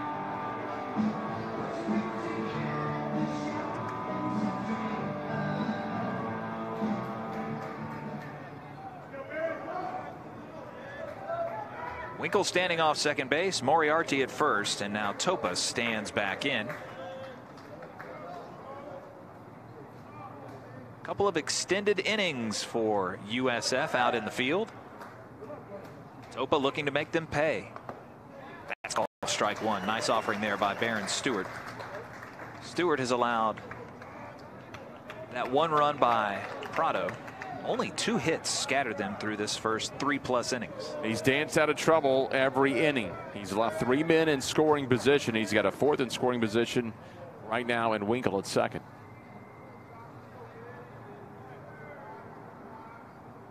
We've seen him on the gun as high as 89 miles an hour here in Clearwater. Topa comes set.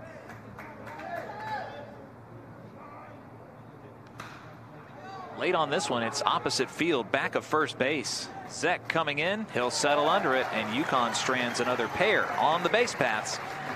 We are 4 complete, top of the 5th inning here at the American Championships. We have a little fun coming up here between the innings. I think we could throw it down to Haley.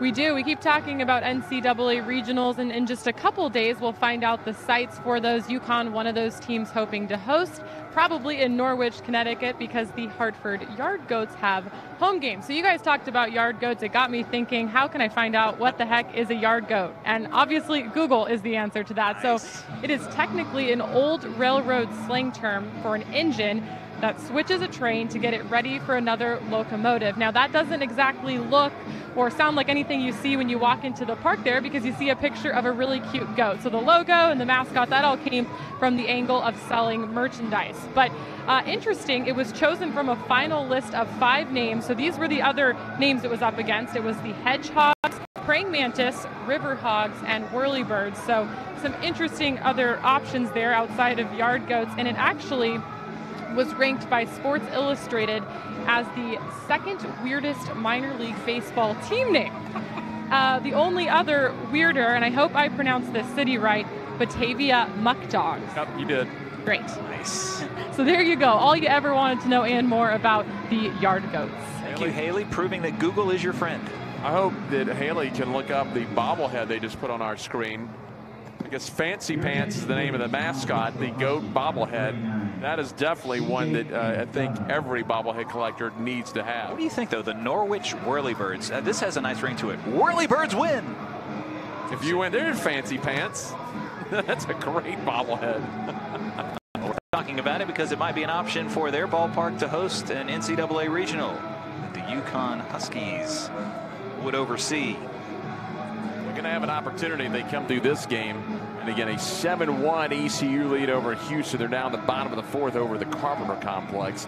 That's the other semifinal game. And again, as we talked about earlier, hopefully this doesn't happen. If anything were to happen weather-wise, the highest remaining seed left in this championship would get the automatic. We look good for this morning, though. We've got great weather right now. A few clouds keeping a little bit of the heat off, even though it's still 86 degrees. We have a nice breeze blowing through. And Garrett, that was a good point you made an inning ago. That wind, it was coming in from right gently earlier. Now blowing pretty well out toward left field. So we'll see if that pops up the power numbers here in the back half of this game. Well, USF has had a pretty good appearance so far today from Jeff Kirsten. He'll face the top of the order for the 3rd time. Coco Montez coming to the plate. Set down 4 in a row since the walk to Chatfield. That followed the home run by Genord. Again, when Genord hit that home run, they got Dandino up. They haven't needed him since then. Oh, although he has stayed warm out there, he would be ready to go at a moment's notice.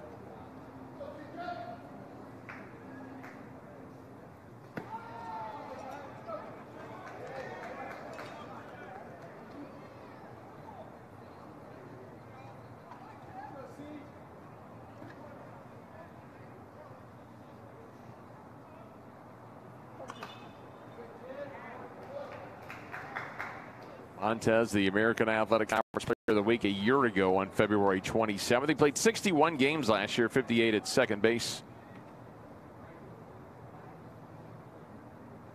So a change made with Kirsten, who will go 4 innings in the ball game. Number 39, C.J. Dandino, the junior, has come in during the inning break. Montez fly balls this, foul territory, third base side.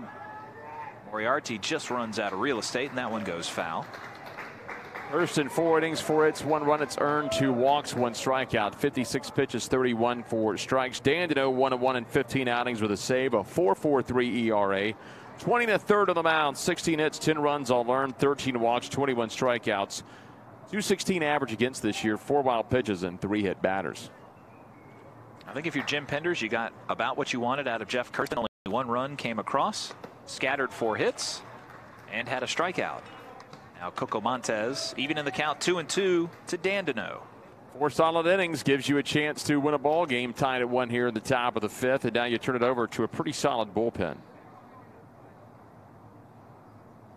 Well, Dandino comes into the ball game and strikes out the top of the Bulls order in quick order.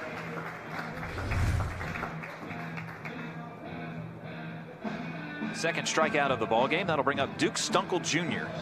And a couple of relievers for USF have trotted down and will go into the bullpen now. So the middle innings of this game, we might see quite a few pitching changes as both managers work the chess mats and try and go with the hot arm at the moment. Nifty pitch there by Dandino as you just fell off the table. Stunkel has been retired twice today, grounded into a double play in the first. Lined out to the shortstop in the third.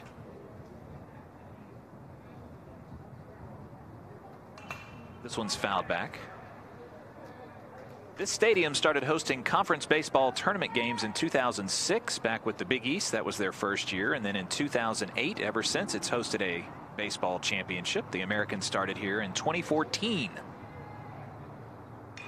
This one's lifted into the air by Stunkel. Powers one out into the power alley. This one's still going all the way to the berm. A solo shot by Duke Stunkel Jr. and USF takes their first lead of the game, 2-1. Dandino came in, got a nice strikeout, but then gives up the home run to Stunkel, his 6th hit of the week, and the Bulls halfway through this ball game now on top. Dandino had 15 appearances on the year. That's just the 3rd home run that he has allowed. The 3rd home run of the season for Duke Stunkel Jr. That ball just kept carrying, really powered it out of here, and it blots on the berm to make it a 2-1 game.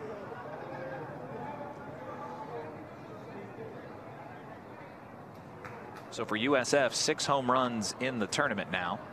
A couple of solo shots have put them on top. David Villar, who also has a dangerous bat, comes to the plate. Behind the count, 0-1. It's the first outing for Dandino against UConn, or against USF this year. Did not pitch against them in their regular season series and didn't face them in the tournament the other day either.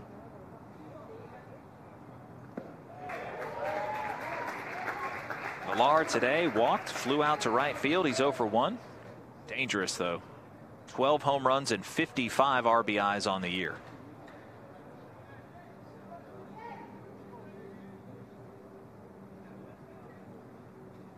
This game quite a bit closer, and Susi just absorbed one there. Rolling over to try and keep that from getting to the backstop. And Susi took a pounding 2 days ago. Played just the 9 innings yesterday, but 18 innings 2 days ago behind a plate. We saw him take a couple of those in that 18-inning marathon that UConn played that doubleheader on the 2nd day. Dandino is a junior out of North Smithfield, Rhode Island, LaSalle Academy. 15 games last year out of the bullpen, 2.93 ERA and 15 in the 3rd innings. He was 2-0 with 20 strikeouts. They gave Susi a break yesterday in that game against USF. He was the DH. That game only went 7 innings, and we saw him do some pinch hitting in the day before. Thad Phillips was the starting catcher for the Huskies yesterday. 2 balls, 2 strikes to David Villar. Hitting a point shy of 380 coming into today. Good eye at the plate there. And the count goes full. Villar 6 of 17 so far in the championships. Did walk back in the 1st inning, ended up being stranded.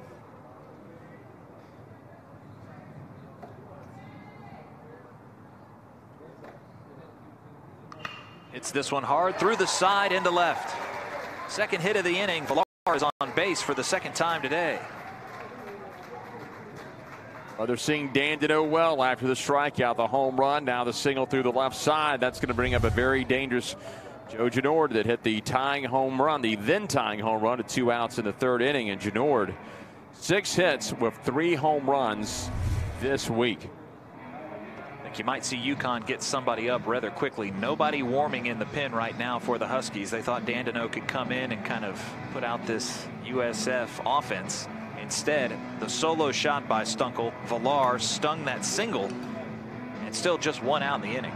Little movement out there for UConn. No one throwing yet, but they're starting to make their way from under the umbrellas to the pitching area. Joe Genord will come to the plate. In our game, a razor-thin margin between these two teams. The other game kind of getting out of hand. 9-1 ECU right now. That game's at the top of the 5th over Houston. There's a big cut by Genord, and if I'm thinking back over the last couple years of the tournament, that would be the 3rd title game appearance for ECU. They beat Houston. They lost to Houston. Now trying to make their way back under coach Jeff Palumbo, as Cliff Godwin was ejected from yesterday's game. NCAA rules. He's got to sit out the next game. Well, the only new name we would see in the championship if they make it, of course, we're used to seeing in East Carolina or Houston, UConn, would be if this USF team can finish this game off and make their way into the title game. Haven't seen them in the American in the championship game. Here's the 1-1. Swinging at one was elevated by Genord. In fact, the Bulls had never even made the semifinals prior to this year. The closest they got, kind of a de facto semifinal back in pool play. Leto Prado's last game of his career, facing an 0-2 Memphis team that looked like they were going to, you know, you had the 0-2 team come up, looked like you might make the championship game, but Darian Tubbs for the Tigers had a game-winning double that ended that season. Pick that one up. Could be 2. Couple of double plays turned today, and the inning is over for USF. Wonderful defense played by the UConn Huskies there. USF gets 1 on the solo shot by Duke Stunkel Jr., and they take the 2-1 lead. And we'll stay here for this half-inning break. Got a little fun down on the field with Haley. We do. These two teams are from very different parts of the country. One known for their weather and the other not so much. So the Bulls enjoyed the Florida weather to start the season, opening it with a long homestand. The trivia question I have for all of you is, how many games did USF play in the state of Florida to start the 2018 season? So it was a long stretch. How many games did they play in their home state to start the season? Well, states like Florida and Texas, I'm not going to give it a guess. I don't want to ruin anyone's fun, but states like Texas, Florida, California, Arizona, where you have just a wealth of baseball talent, really more California, Texas, and Florida than Arizona, because you have more Division I schools. You can stay in state a lot. You don't have to go out of the state to find non-conference games in the midweek. Plus, you have UCF about an hour away on the I-4 series that they have every year. And another interesting thing they did in their schedule this year, Garrett, we talked about the other day, their bike weekend in American Conference play came with 3 weeks remaining in the season. They finish up their regular season with Memphis with 3 weeks to go. They opted, because you can schedule so many non-conference midweek games early in the year due to the weather and the amount of D1 schools, they just decided to take it off, play their last 2 weekends, and then come into this tournament. It's paid off. Nice of them to kind of get a refresher and take 3 days off on the weekend. ECU and Houston playing at the Robin Roberts Field just across the way here at the Phillies training complex. Haley has an update for us on the score.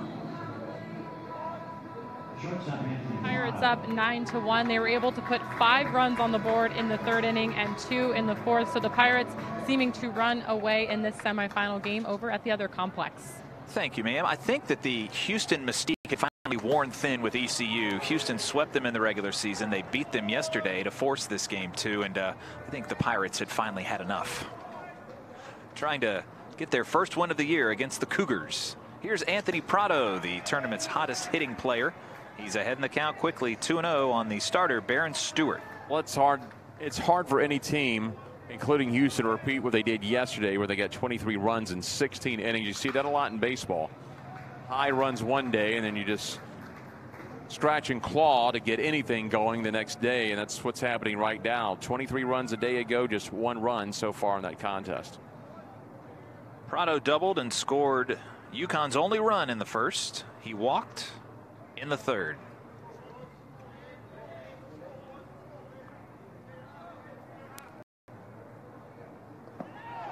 Won't offer at that one. Otto's 7 for 11 so far, still leading this tournament in hitting, has a pair of RBI so far this week. Prado on 5 pitches will take the walk. Back to Haley. We have some good trivia players tuning in today. Brian Matroni with the correct answer. USF played 29 straight games in their home state of Florida, just 4 games away from their home field in that stretch. Well, that's a home field advantage if you can get it. I guess 25 of the 29 games played at their home park. We'll have a pitching change in the inning. That's the first one of these. That'll be the end of the day for Baron Stewart, who leaves the game with the lead. We've got more coming up here on the American Digital Network.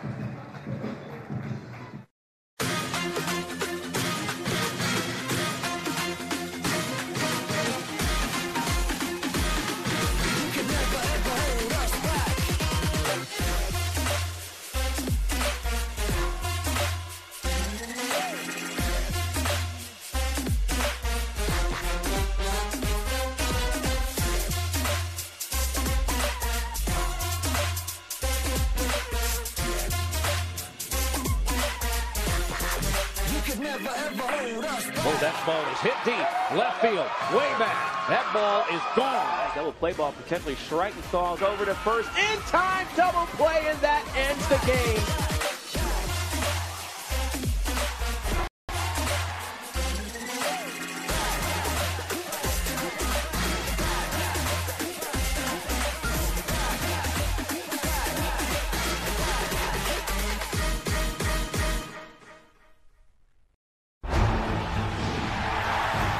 $7,000 student athletes rising to become champions in 21 different sports at 13 esteemed institutions across 11 states.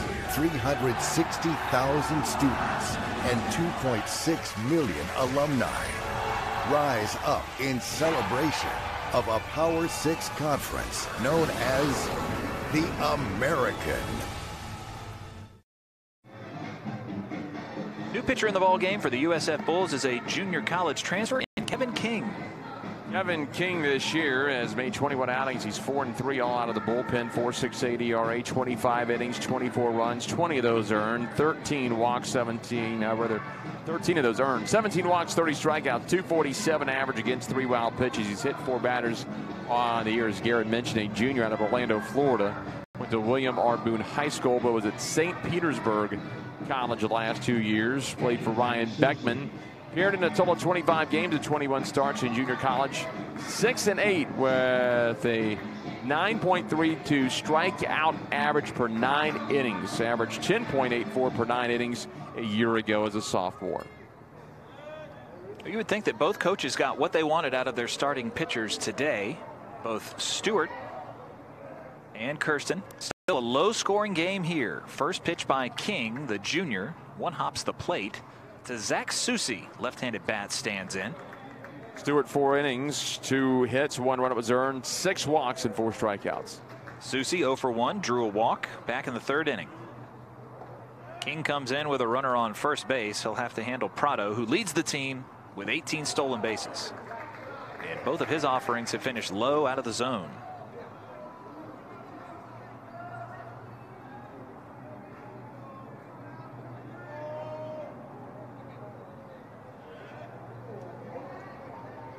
King comes set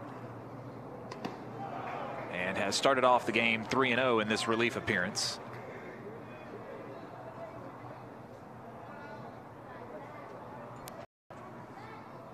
Young man takes a deep breath.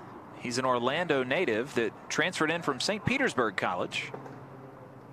Got to have a strike here. And back-to-back walks for UConn to start off the 5th inning. And the Huskies are cooking here with Isaac Feldstein coming to the plate. Second time Susie's reached on a walk.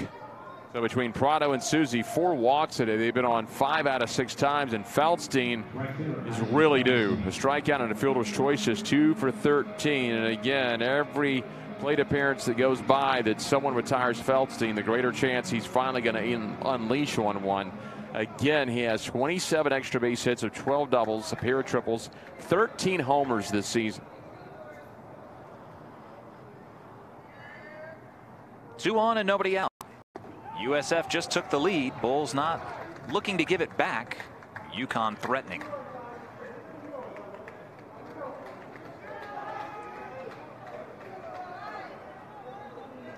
Feldstein looking to connect here. He did reach on that fielder's choice, but was also a strikeout victim.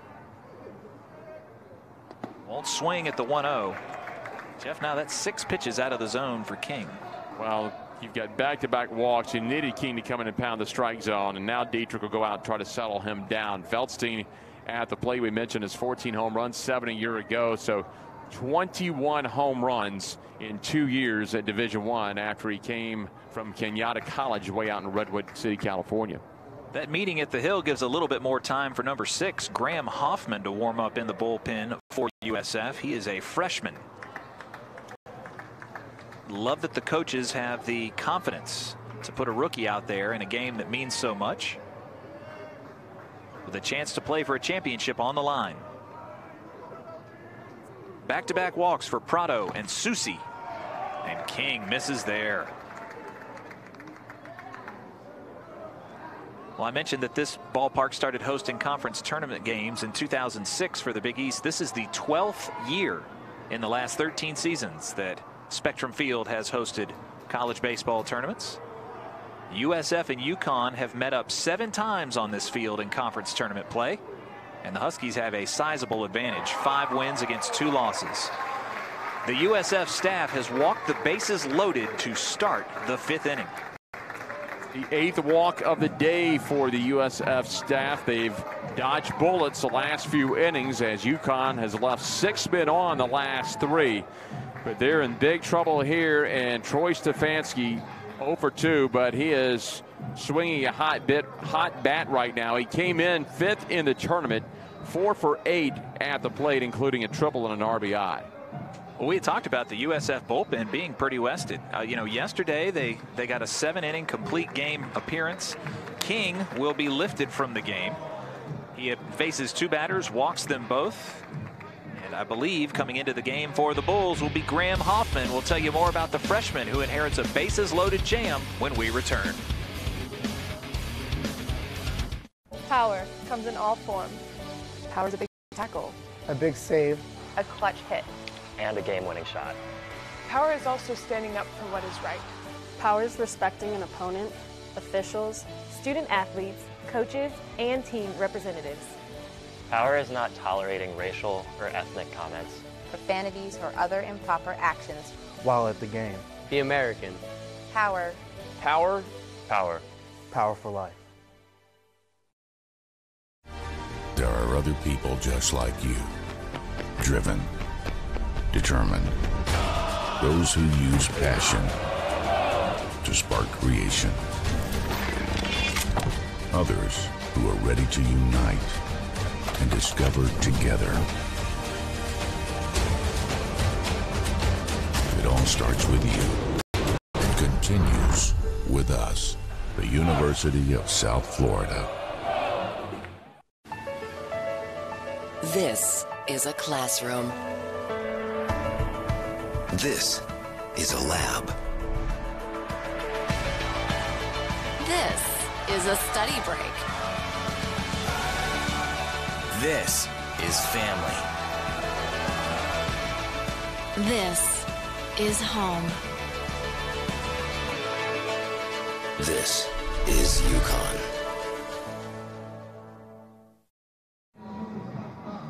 The USF Bulls have drawn their infield in. A new pitcher coming into the ball game is Graham Hoffman, true freshman, making his 11th appearance, all in relief. King, no innings. He faces 2 batters, walked both of them. They'll turn it over to Graham Hoffman, as you mentioned, out of Tampa, Florida, and Calvary Christian High School.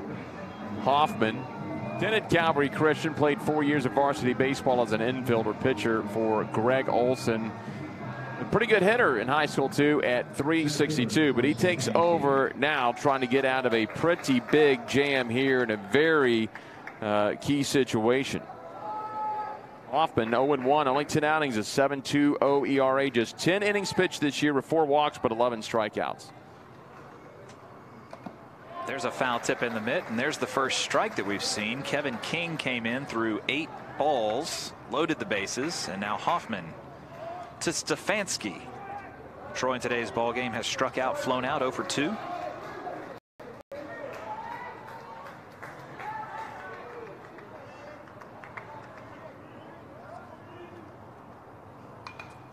That one's fouled back to us. Prado on third, Susi on second, Feldstein on first. They've left. UConn has 4 men in scoring position today. Overall, they've left 6 men on. They need to come through here. They've had opportunities, but they are 1 for 8 with runners on, 0 for 5 today with runners in scoring position.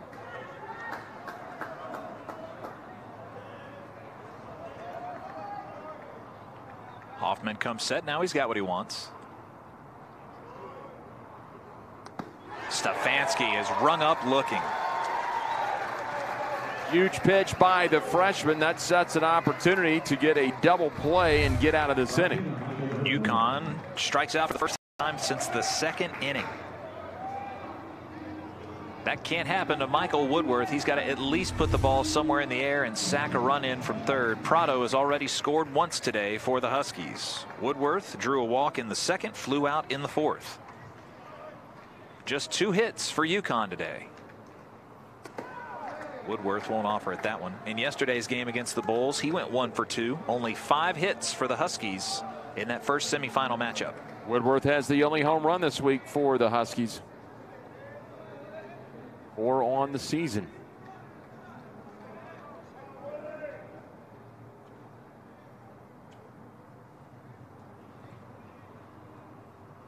Looks at the 1-0. This one's fouled back. And Graham, 92 miles an hour there by Hoffman. You mentioned just needs to elevate a ball out of the outfield. Really needs to stay off of the infield unless he can get an infielder really move a long way and range to the left or the right.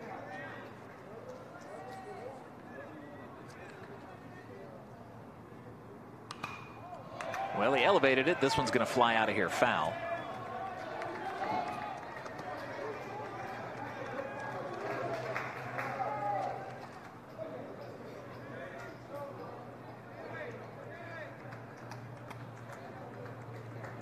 UConn's defense turned a double play back in the 1st inning against the Bulls.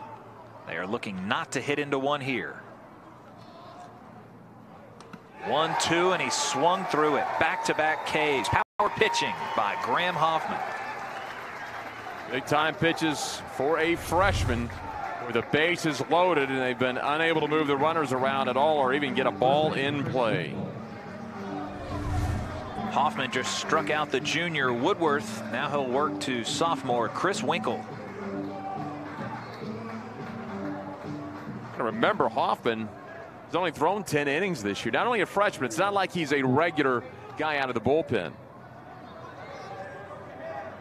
The beauty of championship play in these tournaments, you're going to see a lot of guys get some opportunities they may not have had during the regular season.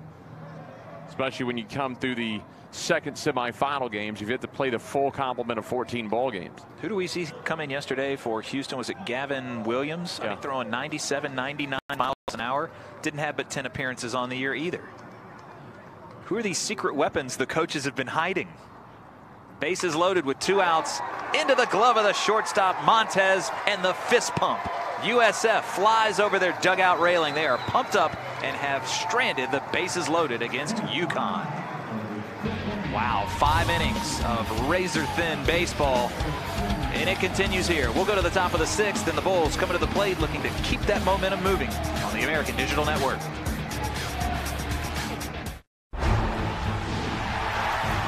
$7,000 student athletes rising to become champions in 21 different sports at 13 esteemed institutions across 11 states. 360,000 students and 2.6 million alumni rise up in celebration of a Power 6 conference known as the American. Power comes in all forms. Power is a big tackle. A big save. A clutch hit. and a game-winning shot. Power is also standing up for what is right. Power is respecting an opponent, officials, student athletes, coaches, and team representatives.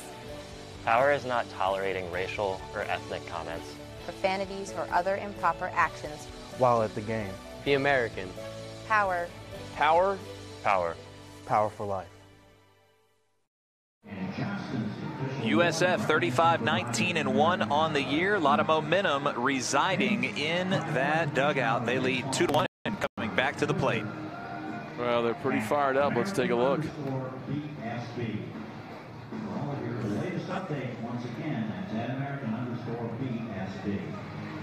Nice little cheers. Toast. I got to drink a gallon of water a day. Don't give it away.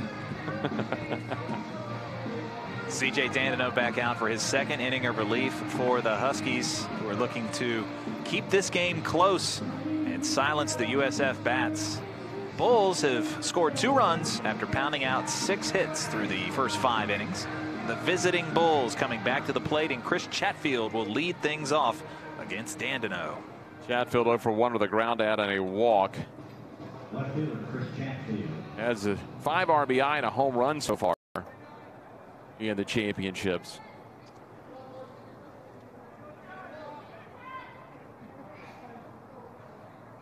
Chatfield won't offer at that one. Offensive struggles for UConn. I believe 1 for 9 with runners on base. Struggling to get the ball in play with runners. Well, it's gone to 1 for 11 with runners on, 0 for 8 with runners in scoring position. They've had their opportunities. Dandino to Chatfield, and he's behind in the count 2-0. Chatfield today 0 for 1, drew a walk in the 3rd. All 9 left on for UConn over the last 4 innings.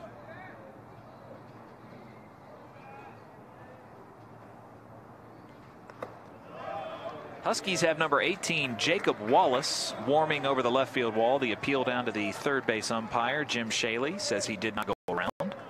And really in a pitcher's matchup, same thing for USF. 1 for 7, runners on, 0 for 1 scoring position, but they had the 2 solo homers. Chatfield draws a leadoff walk on 4 pitches. The free passes keep coming for both teams. That's the 4th given away by UConn today. Coming to the plate will be DJ Dutka. Dutka now 5 for 17, does have a home run, a single in this game, and a fly out to right field.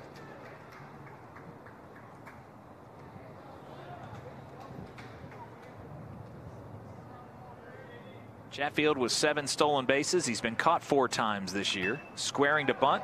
Third base side, it'll stay fair. Underneath the hand of Moriarty, everyone is safe. He was going to have to charge it and make a barehanded play if he wanted to get the out, and instead, runners at second and first. Well, that was far enough into the grass. You had a pretty good idea that thing was not going to go foul. Did everything he could. Just bounce died on him, couldn't pick it up. It'll be good for the infield single. Now they have something going. And another opportunity here for Ragsdale. He may try to push them over to second and third and give Zach and Dietrich an opportunity to drive them in. Right now they're looking at expanding the lead. Don't need a big inning. They would love to have one, but if they can just punch out one more run and slowly pull away, because again, they have stymied the UConn offense as far as opportunities to score runs. So I would look for Ragsdale maybe to try to put one down on the year. They have 15 sack bunts. Ragsdale does not have any of the sack bunts. Garrett Zeck leads the ball club, and he is another batter away, but they are not going to ask him to sack it. He went over. So Ragsdale at 6'8" will stand up there. Two-way player for the Bulls. He's made 13 relief appearances this year. Made 9 trips to the hill last year as a freshman. 16 strikeouts and 10 innings pitched. Ragsdale hasn't been on base today. Pops this one up back of the infield. Prado will have to shield from the sun and makes the catch. 1 pitch, 1 out. And Ragsdale today is 0 for 3.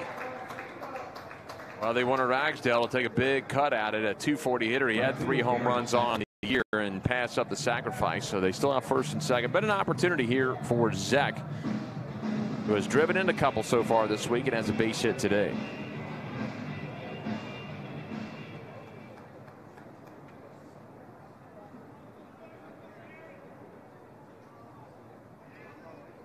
Time will be called as Zek heads up to the plate. Quick update from the Carpenter complex. They're at the top of the sixth right now, and Houston is going to have to get a run or two the next couple of innings because they're trailing by 10. It's 11-1 ECU and threatening to run rule the Cougars and make their way into the title game. The American Digital Network reached out to Kirsten Karbach, who calls the games here in Clearwater for the Threshers, and she was able to broadcast the game. Might be 2 innings shorter than she expected. Does a wonderful job for the Phillies as Jim Penders calls time, goes out to talk with his infield and his reliever. And we get to hear her almost every single season we come down here. She'll rotate in the public address for the American Championships. So Coach Penders will go with his third pitcher of the ball game. That's the end of the day for Dandino. And the reliever coming in from the left field wall. We'll tell you more about the new student athlete coming to the Hill when we return here on the American Digital Network. USF up 2-1.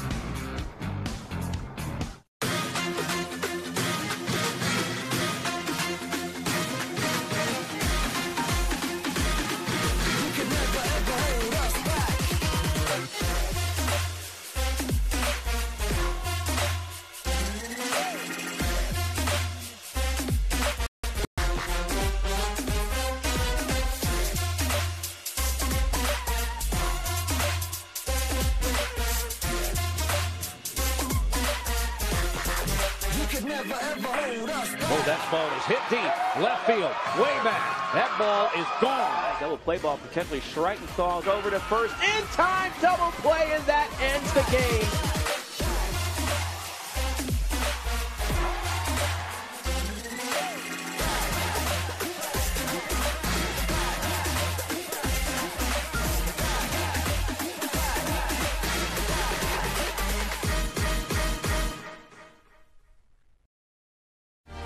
There are other people just like you, driven, determined, those who use passion to spark creation, others who are ready to unite and discover together. It all starts with you and continues with us, the University of South Florida. 7,000 student athletes rising to become champions in 21 different sports at 13 esteemed institutions across 11 states. 360,000 students and 2.6 million alumni rise up in celebration of a Power 6 conference known as the American.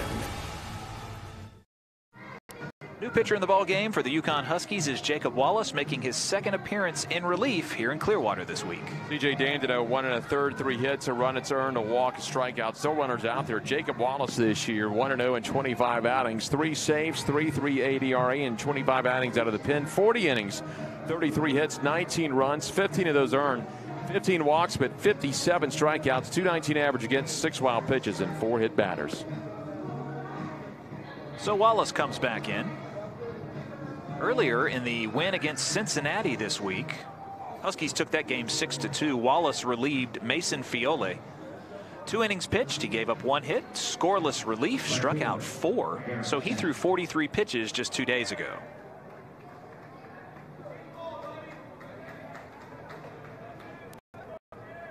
Wallace at 6'1", 190, a Massachusetts native. He'll face Garrett Zek, the right fielder, hitting in the 8-hole today, is 1 for 2 with a single. Second pitcher in relief for the Huskies, trying to advance to the title game. Zek offered at it, so says the home plate umpire. You know what a difference a day makes. Yesterday, USF pounded out 13 runs and beat UConn, shut them out. Today, the Huskies have allowed just 2 runs to the Bulls. Yesterday, Houston red hot at the plate, 18 runs to set a new tournament record against the Tulane Green Wave. Just 1 run today against ECU in a game that is for all the marbles. I want to stress to people that in baseball, scores really don't matter. It's a sport. When you play a weekend series, you can outscore somebody by 10, 12 runs, but still lose that series 2 out of 3. Chatfield and Dutka on base, and running the batter back will be Wallace. Big reason you mentioned head coaches, managers, and the pros really go with that adage. You got to put it out of your memory. You got to move on to that next ball game. You got to have a short memory in baseball. Next player up in the bullpen for UConn is Trevor Holmes, number 42, who's started getting warm. Wallace with the off-speed stuff, and Zek's right through it. Zek on the year came in hitting .253 to today's ball game, now in his junior season, and has appeared in every matchup for USF in 2018. Likes to drive in his 3rd run of the weekend, collect his 5th base hit.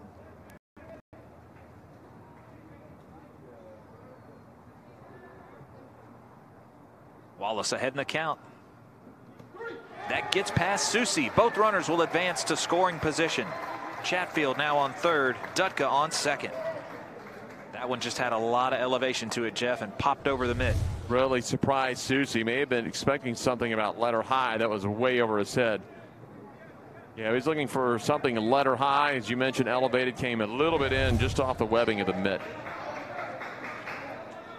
UConn looking to appear in their tournament championship game for the 3rd time in the last 6 years. USF has not qualified for a tournament championship game since 2012, when they lost to St. John's in the Big East title here at this ballpark.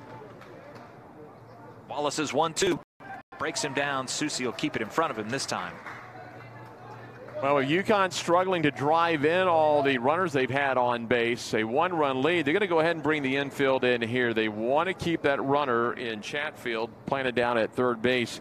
Feeling is now you're in the back half of this ball game. A 3-run deficit would be huge.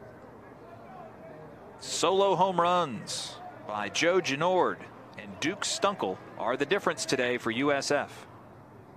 Zek, the 8-hole hitter, stands back in behind. Now he's rung up. So Jacob Wallace comes in and immediately registers a strikeout. Well, Wallace just watched Hoffman get out of a big jam. He wants to get in on the action. Now an out away if he can retire Dietrich.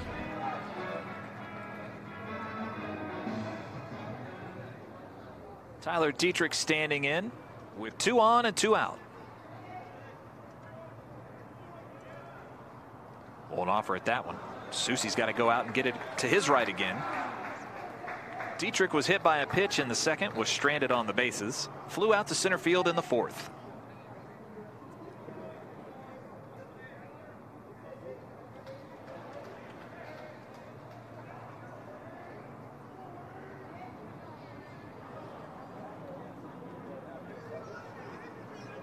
Dietrich, the .284 hitter. Nice eye at the plate, and the count climbs to 2-0. Talked about the struggles UConn had with runners on. Again, the 2 solo shots, but other than that, USF 2 of 10 with runners on, 0 for 3 with runners in scoring position, and they have strained at 5 today. The bottom of the order looks at called strike 1. Wallace doesn't walk a lot of batters. In 40 innings pitched coming in, he had walked just 15. Opponents hitting less than .220 against him.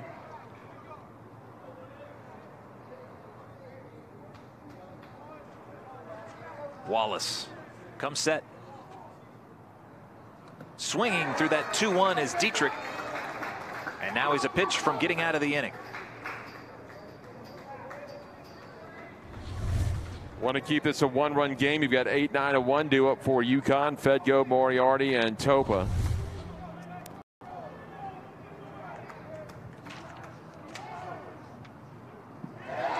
Breaking ball, 82 miles an hour. The throw down to first is in time.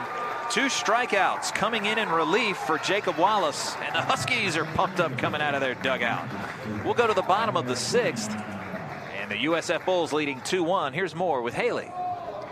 USF playing as the 2 seed in this tournament and looking for their first ever appearance in an American Championship tournament final game. They'll tell you, if you talk to this team, there was a real turning point for them this season, and it came in the Fordham series when they had a one-hit shutout by the Rams. This really woke this team up. They went on to win 17 of their next 20. That really was when they woke up and turned their season around to land themselves here as a 2 seed in the conference tournament. They are certainly playing with some authority here against UConn. Yesterday with the big win, 13-0. And leading here 2-1. Across the way, ECU has made it a 12-1 ball game. The Pirates scored 1, make it 2 runs in the first, 5 runs in the third, and then have scored 3 innings straight. Another run in the 6th makes it 12-1 ECU. And they'll be looking at the heart of the order due up for Houston, Lockhart, Davis, and Hollis. And if Houston can't get a run next inning, that ball game is going to be over on the 10-run rule, and that will put ECU into the championship game, and they'll have an opportunity to come over here and watch the end of this ball game, see who their opponent would be. The Houston Cougars, of course, the regular season champions. Their head coach, Todd Whitting, the coach of the year in 2018 in the American, but the highest ranked team in the conference was ECU, and they're showing how well they can play right now, up by 11 in the bottom of the 6th. Both of the teams over here, I think, got exactly what they wanted to out of Kirsten and Stewart, their starters, and what a job the bullpen has done the last inning. Both teams coming in and getting out of really big jams, a 2-1 jam and a bases loaded jam to keep it just a 1-run contest. That'll bring up the rookie position player of the year, Christian Fedko for UConn. Just 2 hits today for the Huskies through 5 full innings. And the fastball, 89 miles an hour by Graham Hoffman. Hoffman made a really nice appearance coming out of relief of the pen. The bases were loaded, got a couple of strikeouts and a hard line out by Winkle to get out of the jam. Fedko has singled today, 1 of 2 hits. He's now behind in the count, 0-2. Just 1 for 9 this week. They've got a bit of a shift on them. They've got Dutka playing up the middle from second base. USF with a title game appearance on the line, not taking any chances. They've got a reliever up in the pen, a right-hander. That one cruises by at 91 miles an hour out of the zone.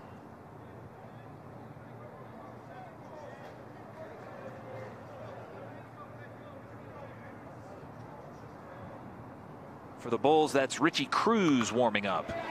Fedko turns one around and sends it into the left field corner.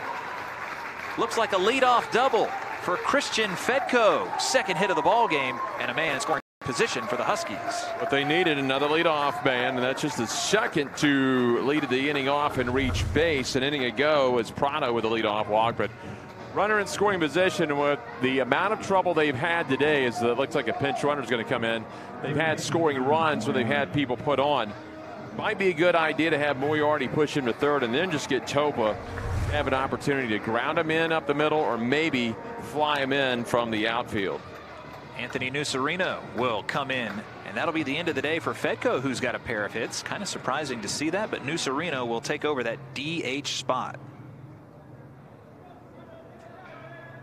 Up to the plate will be Connor Moriarty, today's 9-hole hitter. He's 0 for 1 with a walk. That one came inside at 91 miles an hour.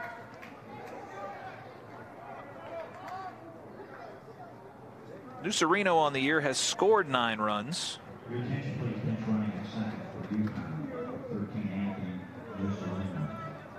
24th game that he's appeared in. He also had 10 starts earlier in 2018. Appeared in 1 game here as a pinch hitter, got a single.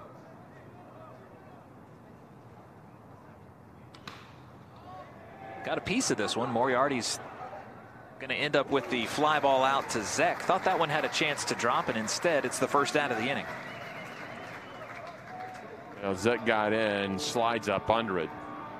Takes the angle there, feeling if he keeps running, maybe doesn't have as good of an angle, but got up under it, makes a nice sliding catch in right field.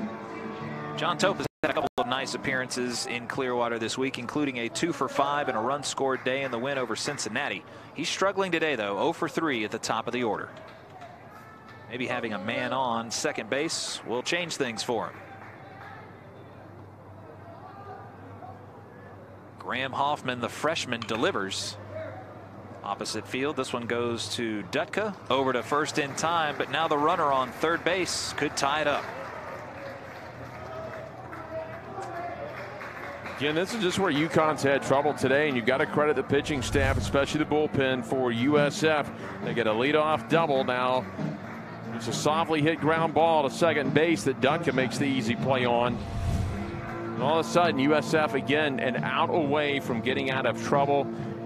UConn now over 10 with runners in scoring position, 1 for 13 with runners on base. As you've seen, Hoffman has done a nice job pitching for USF, keeping the ball low.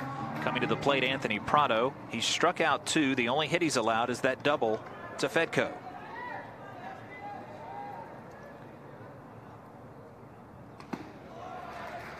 Prado will take that. UConn has had 12 Huskies reach base today, yet have just the 1 run to show for it.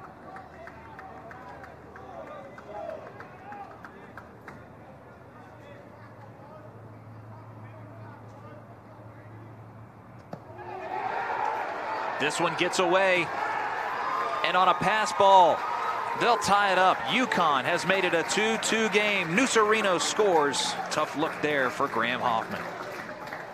Second run they've scored today on a freebie, a wild pitch earlier. This one rattled around in the mitt. It gets away. So even though they've not been able to drive the runs in, they've been able to push the runner over to third and take advantage. It'll be scored a wild pitch that Nucerino comes in on. This one's into center field. Anthony Prado powers this one through. And for Prado, his second hit of the day.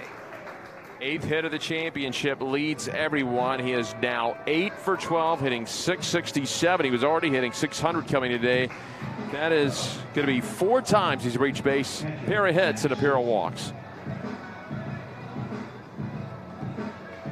We got a brand new ball game here, and Zach Susi will come to the plate with it knotted up at 2 apiece. UConn scores their first run since scratching one across in the bottom of the first. Susi 0 for 1. He's drawn a pair of walks, but has been stranded on base twice.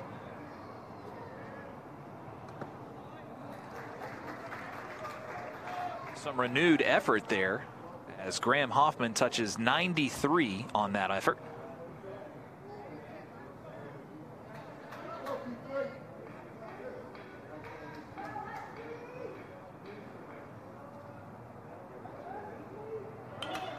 This one's popped back foul as the runner took off.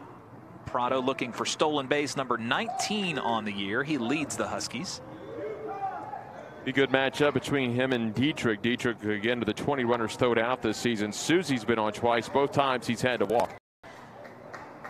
Hitting .400, 1 RBI so far this week in the championships for the catcher. Prado takes off again. Here's Dietrich with the gun. He got him.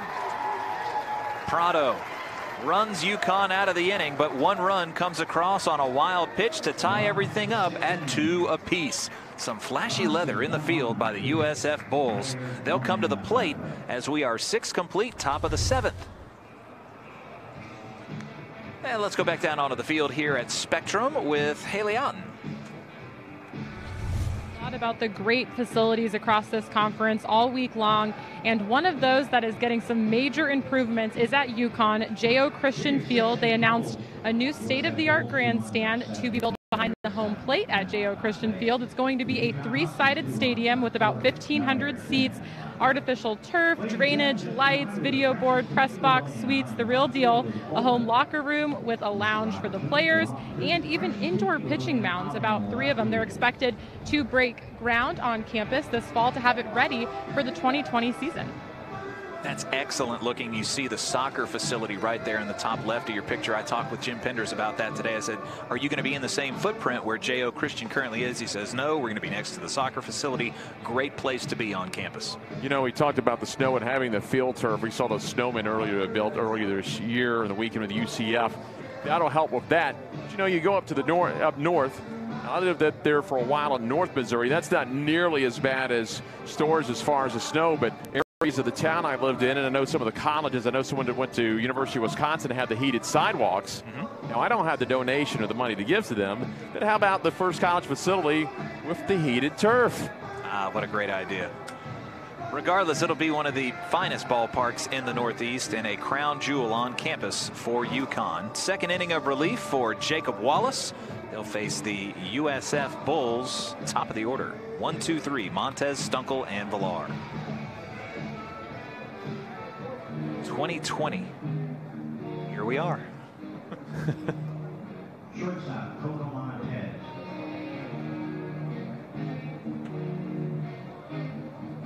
Well, the Huskies have certainly done a lot with the facilities that they have.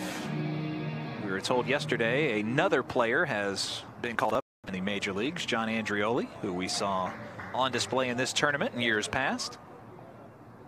Got the call up by the Seattle Mariners. Here's Coco Montez to the plate.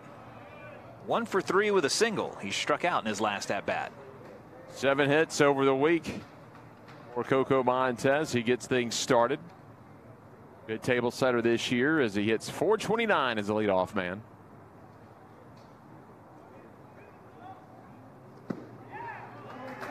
I think it's interesting. The 4 teams that are still alive in this tournament collected all of the postseason awards in the American Athletic Conference. The Coach of the Year, Todd Whitting, and the Pitcher of the Year, Aaron Fletcher, sitting just one dugout away from us, one field away. Here's Montez looking at the offering. You've got the Rookie Position of Player of the Year, Christian Fedko, in today's game, and then ECU also has the Player of the Year in Bryant Packard, and the Rookie Pitcher of the Year, who we saw, Alec Burleson. Burleson, a first baseman as well. So some bright futures on display in the semifinals. Montez works himself even in the count, 2-2. Coco, the starting shortstop this year. In the past, he's been the starting second baseman for USF, but a starter really since day one for this program. Just misses the call up there, and the count runs full.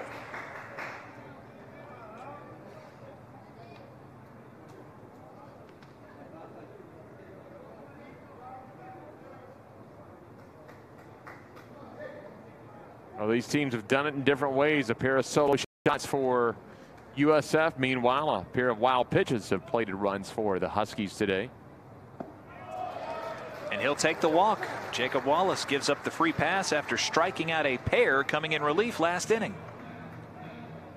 So the go-ahead run standing on first base now for USF, and Duke Stunkel Jr., whose solo shot home run in the last inning gave USF a short lead. He's hit 1 of the 2 today, as you mentioned, for USF. That was his 6th hit so far in the week and his 3rd home run of the year. Montez, 6 stolen bases. Susie's thrown out 14. We'll see if he can bang one out. Dietrich just threw out his 21st in the inning.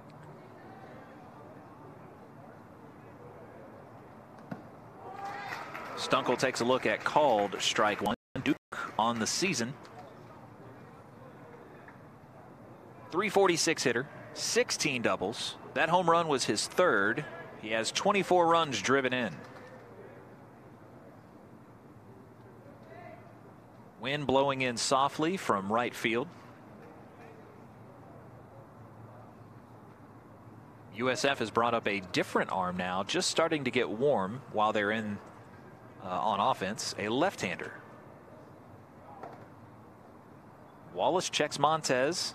He'll deliver. Stunkel all on top of that one, but it's foul down the first base line. A little bit ahead of that one, and show you how strong Stunkel is. I believe he got that off the inner part of the barrel. Got it down low near the handle. Take a look at the bullpen here at Spectrum Field. Looks like that's Andrew Perez for USF, and for Trevor Holmes still warming. Home plate umpire calling time. I don't know if he's confirming the count is 2-1, not 1-2. We got an 0-2 on the monitor, the official monitor, and that's what the scoreboard shows. Stunkel took the first pitch and then fouled the next one.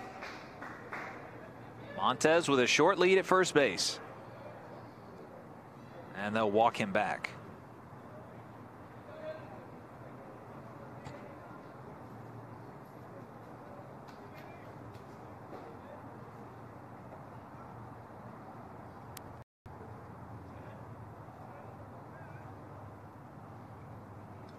This one's fouled and caught by Susi. He'll strike out, and Jacob Wallace has 3 out of the 4 batters he's faced punched out. Nifty little catch. Looked like that was going to be headed to the backstop. Let's see him grab that one again. Really nice play back there by Susi, who's been really sharp all week. I think Stunkel was fooled by the pitch. Didn't really have much to drive on this one. And he brought it back up. Breaking ball. Now David Villar will come to the plate after the strikeout. A man on and 1 out.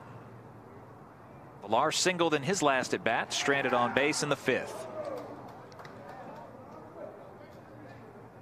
Well, it's been a while since USF won a conference championship in a tournament setting, a couple conferences ago as well. 1995 in the Metro, they beat Tulane. They swept the field that year in '95. Went to the NCAA tournament. Villar fouls this one back. Stunting off the bag at first was Montez, but he stuck around. That was a couple of years after the Metro broke up and kind of brought in USF reformed teams like Memphis and Cincinnati in the Metro. Broke off. They had formed the Great Midwest Conference of basketball. The only league Metro was only basketball as well. Teams like Louisville stayed in the old Metro Conference. Wallace checks the runner. Villar, did he offer at it? No, says the first base umpire Jeff Spizak. They would be in Conference USA the next year. Right. That was their last year in '95 in the Metro. Great Midwest lasted about 4 years. Short-lived conference in the Great Midwest, but as you mentioned, that formed Conference USA, and we have several of those old members here, including USF. Barrel of the bat did not go around. In '95, they beat Louisville, Charlotte, Virginia Tech, Southern Miss, and finished off with Tulane. Their last tournament title win for the USF Bulls. I think it was '96 the next year, Conference USA. They set the school record and won 47 games. David Villar back up there at the plate, ahead in the count, 3-1. Dangerous bat for the Bulls.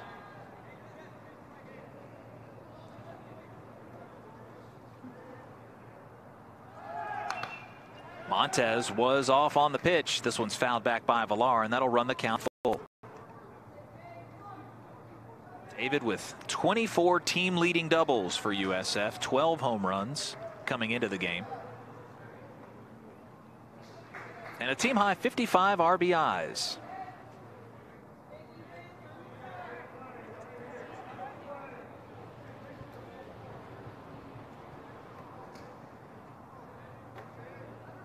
Big pitch by Jacob Wallace coming up here. Montez is off, and he struck him out. The throwdown by Susi won't be in time, and the runner in scoring position. We've got an update on the game happening over at Robin Roberts Field. Haley? We do. We have a final ECU 12, Houston 1. So the Pirates will wait to see who they face as they return to the championship final for the 2nd year in a row, either UConn or USF. And for fans wondering when this game might be, the conference office is still working on that. There is no date or time confirmed, but we will certainly keep you up to date as we find out more. Social media might be your best bet to see when the conference makes the decision, and we talked about it earlier. It's a delicate balance between the student athletes and the games that they played, what kind of weather's coming through on Saturday and Sunday. I'm sure the right decision will be made, and we will have a beautiful setting for a championship game. Well, if you wonder why all the games were bunched up and it's been kind of sunny except for the first day, and if you look at the radar right now and you look at South Florida, you will know why these games are moved up. A lot of rain down there in the southern Florida area. That tropical depression starting to make its way north. How good has Jacob Wallace been since he came in relief? He struck out 4 of the 5 batters he's faced. Now he'll look at Joe Genord, who wants his 2nd home run of the day. That one's by his bat at 92 miles an hour. Genord hit into one of 2 double plays today for USF. However, he also hit one of the 2 home runs back in the 3rd inning. Pretty pitch on the outside corner. Wallace comes set. Montez standing off second base. Now the count evens at 1-1. Well, for ECU, back-to-back title game appearances, it didn't go the way they wanted last year. They fell to Houston. I believe that game ended up 6-0. That's correct. And then they won every game their first year in the conference. Went 4-0 and beat Houston 9-1 in 2015 to win their first tournament title. they're coming into this title game vastly different than a year ago. Just an injury-plagued season. They thought last year would be a 40-win year and a chance to compete for the regular season title. It wasn't that. They've had the season they expected this year. Genord takes one on the outside part of the plate. He's worked himself ahead in the count. 2-1. We mentioned it earlier. Bryant Packard, the player of the year for Cliff Godwin. They've also got the rookie pitcher of the year and a first baseman in Alec Burleson, who was 5-1 in his freshman season for the Pirates. I don't think the NCAA selection committee could.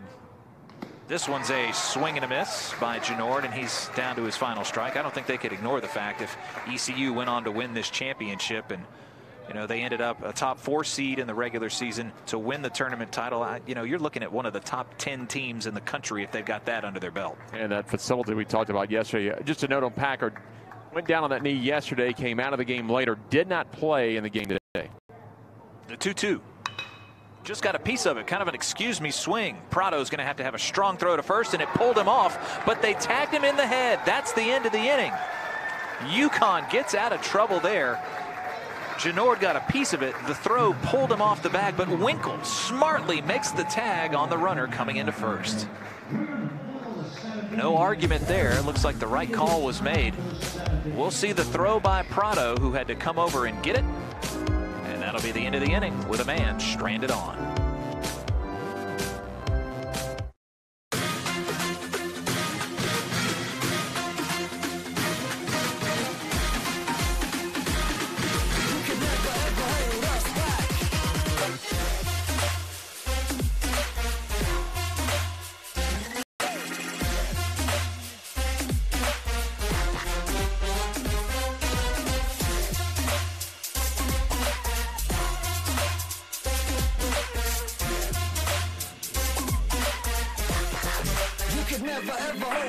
Oh, that ball is hit deep, left field, way back. That ball is gone. Double play ball potentially Schreitenstal's over to first. In time, double play, and that ends the game.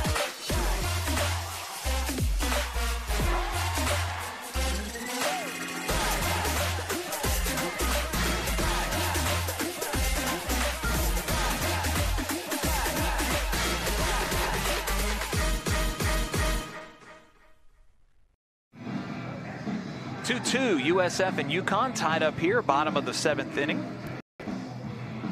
Let's go down on the field with Haley.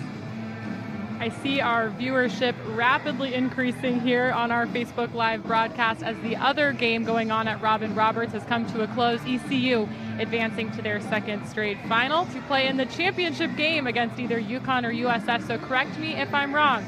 Pirate fans, are you tuning in to scout the competition?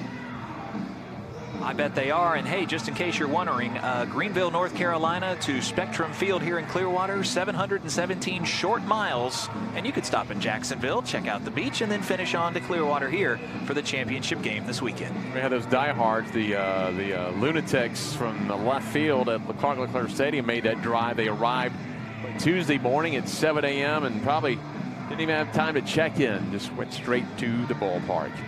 New pitcher in the ball game for USF.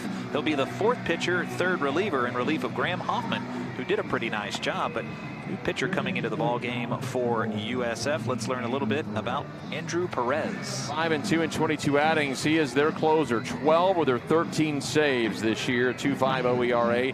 36 innings, 29 hits, 11 runs, 10 earned, 11 walks, 46 strikeouts.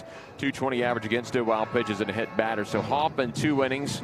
2 hits, a run, it was earned, no walks. He struck out 2 this morning as we are now into the afternoon. And Perez, Greg Olson Award semifinalist a year ago. He was a Collegiate Baseball Writer Stop of the Year candidate this season.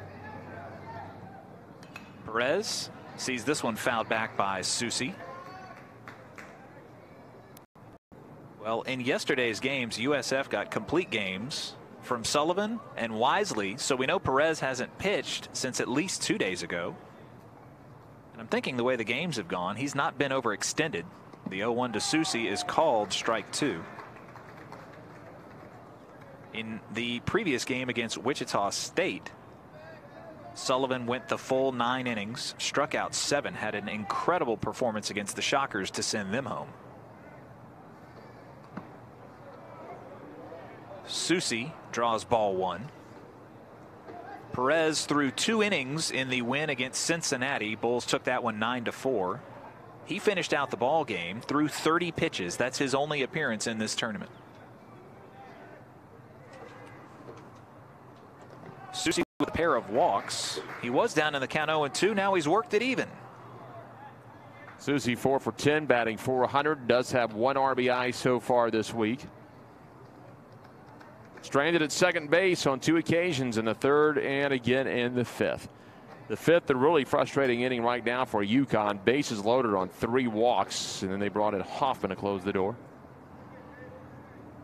Swing and a miss on the outside part of the plate. Susi retired to start the inning. Nice pitch. Got him to chase one down and out. Taking a look at this lefty-lefty matchup, just a little bit out of the zone and just missed it on the cap.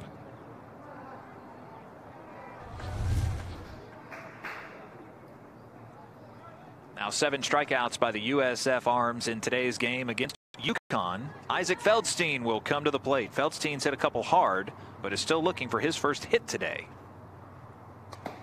There's a big home run cut. Perez registers 95 miles an hour on the stadium gun.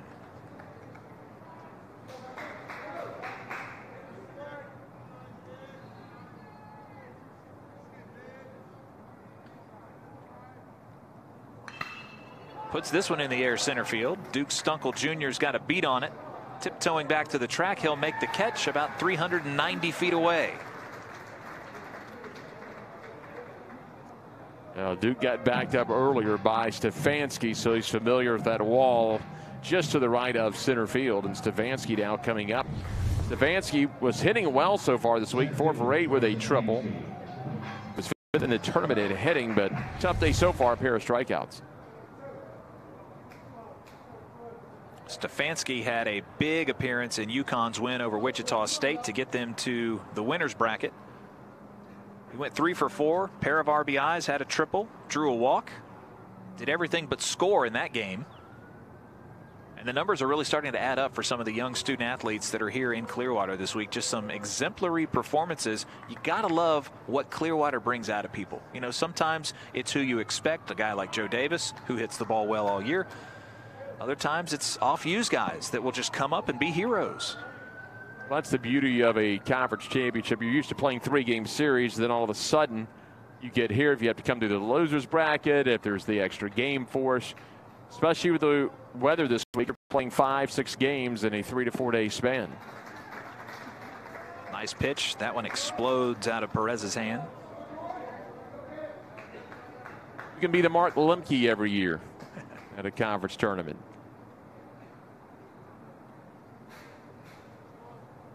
Here's Stefanski with 2 out and nobody on. Called on the outside corner. That'll put him behind in the count. Chatfield, Dutka, and Ragsdale will be due up for USF. UConn with an arm up. They're getting ready for the upcoming inning.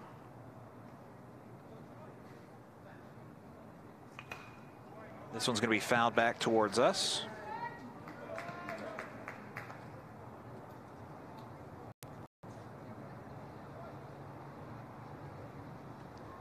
That was Maley who had gotten up.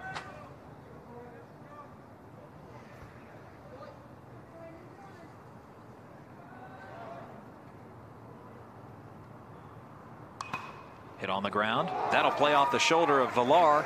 We'll see how they rule it, but the inning continues for Stefanski. That ball scorched over to the hot corner, but Villar will probably be picked up with the error. I think they'll likely give it a hit. That was a tough play when it took that high hop. So Villar sees the inning continue, and that'll bring up Michael Woodworth. Let's go down on the field. Big update from down here on the field. Many fans tuning in, asking this question, wanting to know when this championship final will be played. A final decision has been made by the conference office for 10 a.m. tomorrow. That is Saturday instead of Sunday, and you can tune in right here on Facebook Live on the American Digital Network Plus. So 10 a.m. Saturday, ECU and UConn or USF. Breaking news on the American Digital Network. Thank you. Perez will hold the runner at first. Toss is over. No tag applied. Again, Garrett, I'm going to reinforce what I just said. I know a lot of people wondering, the tournament was pushed up. We've heard about all this rain, but other than Tuesday, we've watched these games with American Digital Network Plus. We've seen all sun. If you'll go to whatever weather service you follow online and look at the radar and look at anything below the Tampa-St. Pete area and you see it coming, that is why we have moved these games up, and we'll do everything we can to play that 10 a.m. championship game tomorrow here at Spectrum Field. It was the right call. Had the conference tried to play a normal schedule, I think you would be in grave danger of not finishing every game in this championship. And that's the ultimate goal, to crown a champion and reward the student athletes. Woodworth lifts this one into the air. Duke Stunkel Jr. makes the play, and a nice, quiet inning, just what Coach Mold ordered up when Perez took the hill. We're still tied, 7 complete, top of the 8th when we return. There are other people just like you, driven, determined, those who use passion to spark creation, others who are ready to unite and discover together. It all starts with you and continues with us, the University of South Florida. This is a classroom. This is a lab. This is a study break. This is family. This is home. This is UConn.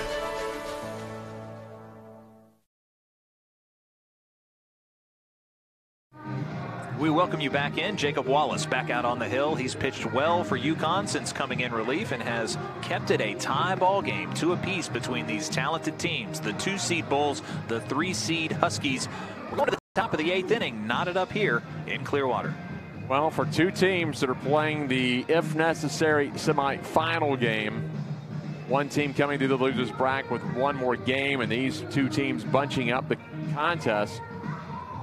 They're pretty impressed by both squads. Their bullpens, the starting pitchers gave them 4 starting innings for this to just be a 2-2 game with only 12 hits in the contest. Now, both of the teams have had more than ample opportunity to really put a lot of runs on the board. 18 runners left on combined between the 2 squads, but right now, Coach Moll, Coach Penner is making all the right calls out of the bullpen. Wallace back out for his 3rd inning of relief. He'll face Chris Chatfield. If you'll remember, a couple years ago, Chatfield as a rookie with a pair of home runs on this diamond. Comes into today's ball game. Chatfield ready to work now, hitting .250. Wallace comes set. And this one gets away from Susi. Chatfield's drawn a pair of walks in his last 2 at-bats. Of course, Jeff Kirsten got the start. 4 innings pitched, 1 run scored. Dandino was the bridge to Jacob Wallace for the Huskies. Foul tip back off Susi. And I don't mean to laugh, but the hits keep coming for Susi. I mean, he had that day 2 days ago where he caught behind the plate 18 innings. They gave him the DH spot in yesterday's 13-0 USF win, but he's certainly worn a lot of pitches. I would think if we were able to finish it up tomorrow, and if UConn makes it to the championship game, Susi likely gets the start. If I'm Jim Penders, I'm going, you're not even going to practice. Go sit in the ice tub, and we will see you next week in the NCAA. Here's the 1-1.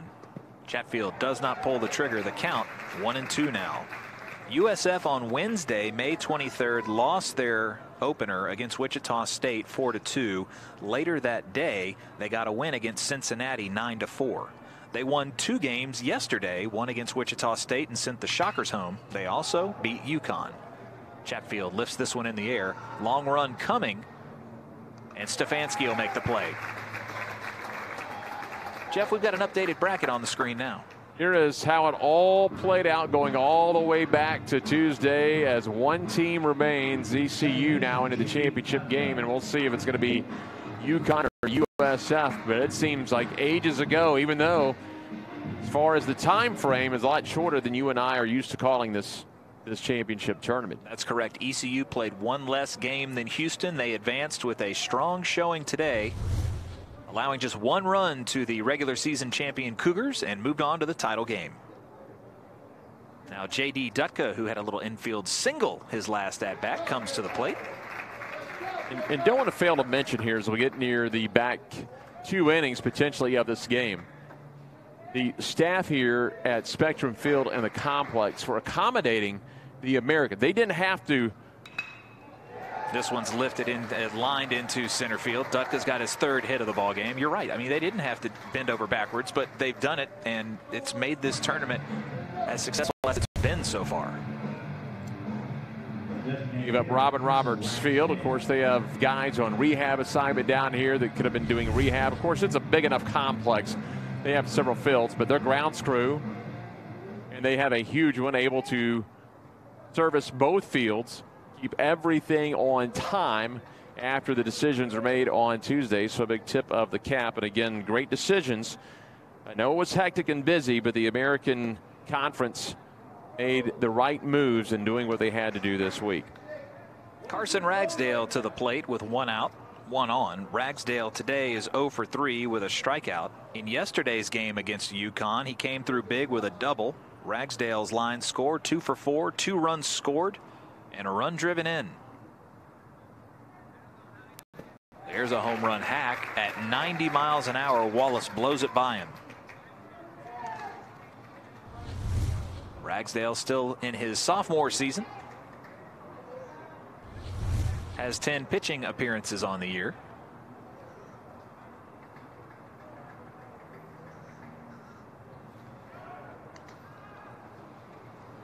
And Wallace throws over to first. I think both these teams have played pretty loose. They've both taken some nice defensive gems and brought momentum into their dugouts. Nobody wants to blink first. Ragsdale looks at called, strike 2. Neither of the teams in this situation, of course, both teams playing for potential hosts, but neither team needing to win the championship to get into the NCAA. But as you mentioned, they're playing fairly loose, especially the guys out of the bullpen that have been coming in today in very critical situations. Ragsdale struck out for the 2nd time today. And now the UConn Huskies have 500 team strikeouts for the 3rd year in a row. It was just amazing what the UConn staff has done under Jim Penders over the last, not just the last 3 seasons, ever since they have been there, but he's got a really nice run going on right now. The Huskies have P.J. Poulin warming over the wall in left field. 2 outs and a man on for Garrett Zeck. Squares to bunt with 2 outs. I like it. Zeck, the right fielder, good speed. He singled in the 2nd inning, 1 for 3 today. Zeck struck out. He was the first batter to face Jacob Wallace in the 6th inning when Wallace came on in relief. Serves a couple of purposes. Gets the defense bouncing around. If they're playing back, maybe you bunt for a hit. More importantly, maybe move someone around and give Dutka a chance to go. Dutka, the Bulls' leading hitter at the plate with 3 singles today. Time was called. Zeck had his 4th hit of the tournament in the 2nd inning right now. 4 for 16. Has a couple of runs batted in so far. 1-0. And Wallace 1-1.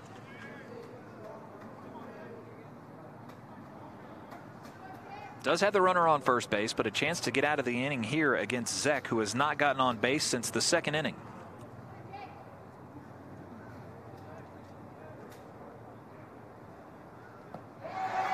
Swings through that one. Here's the throw down by Susi. Plenty of time. And USF run out of the inning there. Susi with a strong throw to second base, cuts the runner down. And we'll head to the bottom of the 8th inning, still tied up at 2 runs apiece. Here's a plenty throw by Susi, and he's out with feet to spare. We have an update down on the field. Let's talk a little bit with Haley Outen. Garrett, Jeff, we've spent a lot of time this week talking about the NCAA tournament and who might host a regional, but we have a question from a fan, David Richburg. He wants to know what schools are sure-ins to the tournament and what teams are bubble schools. I'm sure you two can elaborate on that. Okay, Garrett, let's break this down a little bit. And there's several RPI services, including the NCAA RPI. I'm looking at warrennolan.com just because it's really friendly for a broadcaster to look at. I would say your three that are without a doubt going in: USF, ECU, UConn. They are all 20 or higher in the RPI. I think Houston, who picked up 3 wins this week, they were sitting in the low 50s, helped themselves out tremendously. They are the regular season champ. They got into the semifinals. Again, won 3 games here. They now have 36 wins on the year. I think they're in. UCF, 42 RPI. They went 0-2 in this championship. However, the danger for UCF this week was a Cincinnati, a Wichita State, or a Tulane making their way through the bracket, potentially winning the championship, and then maybe knocking one of those at-large spots out. In my opinion, and I'm obviously not on the committee, I think you're still really in good shape for the 5 bids. UCF will get helped out because this conference was so strong this year. It made it as high as number 3, I think, sitting right now at number 4 in conference RPI in the NCAA. Really have been impressed with the top 3 teams in the league, seeing them this week in East Carolina, who's ranked 13th in the RPI by the NCAA. Connecticut's right behind them at 19, USF number 22. Pretty impressive run by all of these conference teams, and like you said, the conference RPI has been as high as it's ever been. I think it's going to be a glorious postseason in the regional. Might have a surprise or 2 left up. Sitting right now behind the SEC, Big 12, ACC, but ahead of the Pac-12, Big 10, A-Sun, Sun Belt, and the Mountain West. Andrew Perez back out for his 2nd inning of relief. He cooled off the UConn bats. It'll be Chris Winkle to lead things off. Winkle, first pitch swinging. The pickup is clean by Dutka. Over to first in time. That's not the easiest play, but it will be 1 pitch, 1 out. Comes in quickly and flips it over to Genord as Winkle is retired. And Nucerino is going to get his first plate appearance. Fetko had a nice day. He was 2 for 3. His first 2 hits of the week for the position player, Rookie of the Year and the American. But ended up paying off for Jim Penders as Nucerino would be advanced to 3rd and scoring a wild pitch. So Anthony Nucerino hitting .230 on the year. 11 hits, 48 at-bats. Oh, it'll be Thad Phillips, who was the catcher yesterday and has done some pinch hitting in this tournament already. So Thad Phillips inserted by Jim Penders. First pitch to Phillips is called strike 1. Phillips a little pop. He's got a pair of home runs this year. He's got plenty of experience. 33 games, 30 starts, hitting .259, 8 doubles as well. Phillips 0 for 2 in yesterday's game against USF that the Bulls won in convincing fashion, 13-0. Jeff, I hope our NCAA chat by the fireside gave them a good idea. Here's a little check swing off the handle by Phillips, motoring down to first base. That pulled him off the bag, but the catch is made by Genord. Tagged him down the line. We've seen that from both sides today. It happened to Villar, and now USF pays it back. Well, both Winkle and Genord hanging into the ball and almost back, I believe, back-to-back innings now to get the outs. Let's see. Look, Phillips is a big dude running right at you. Going to get it right in the face. Holds on to the ball, too. Nice job by both student athletes there to just leave it on the field. Fastball to Connor Moriarty is fouled back into the screen at 92 miles an hour. Well, to your point before that play, I would like to think someone from the selection committee was watching on Facebook Live and thought, you know, Jeff makes some really good points. 5 teams, they have been strong all season at the American.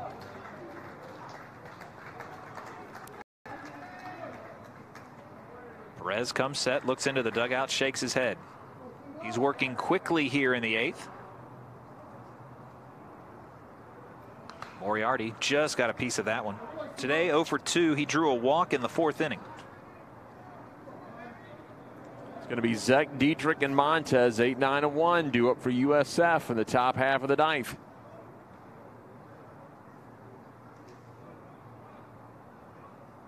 Got him. Strikeout. 1, 2, 3. Perez quickly back to the first base dugout for USF.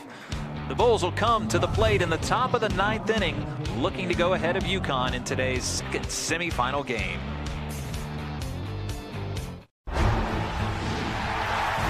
$7,000 student athletes rising to become champions in 21 different sports at 13 esteemed institutions across 11 states.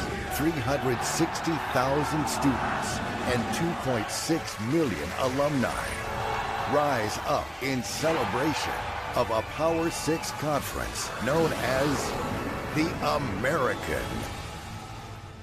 Power comes in all forms. Power is a big tackle, a big save, a clutch hit, and a game-winning shot. Power is also standing up for what is right. Power is respecting an opponent, officials, student athletes, coaches, and team representatives. Power is not tolerating racial or ethnic comments, profanities, or other improper actions while at the game. The American. Power. Power. Power. Power for life. New pitcher in the ball game for UConn is the American's premier save artist, P.J. Poulin, who's picked up 1 save already this week in Clearwater, and the numbers very good for him, Jeff. 28 outings this year, as you mentioned, leads the league with 16 saves, also a 5-2 record, all out of the bullpen, 3.46 ERA, 41 2/3 of an inning, 38 hits, 17 runs, 16 earned, 19 walks to 53 strikeouts, 239 average against 3 wild pitches, and 4 hit batters. Wallace, who was just relieved, did a really nice job. 2 2/3, 1 hit, no runs, 1 walk to 5 strikeouts, 43 pitches, and 25 strikes for Wallace. But now Poulin trying to keep this thing scoreless as we are headed to the 9th inning. It'll be the bottom of the order coming to the plate for USF. Poulin has already worked 1 game. It was the winner's bracket game against Wichita State. He came in to close the game down and was successful through an inning of relief. Had 1 strikeout, only threw 19 pitches, and earned his 16th league-leading save of the year. It's a beautiful day for baseball so far in Clearwater. Woke up, got a nice night's sleep, and was ready for 9 innings today in this semifinal matchup.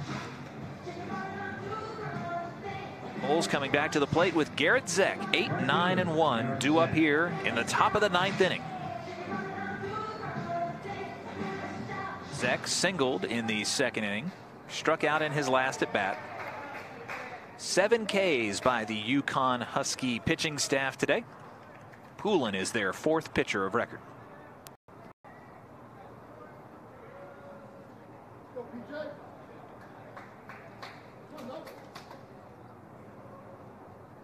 Zek will not offer at the first pitch. In the bottom of the 8th, we saw Thad Phillips come in to the DH role. He's also caught in this tournament, did that yesterday. Zach Soucy behind the plate for the Huskies today. Zek wants nothing of that. He's even in the count. Works himself ahead. Now Soucy and Dietrich today both an opportunity to show off their arm as they've both thrown out a runner. Soucy is 15th and Dietrich knocked out his 21st of the year.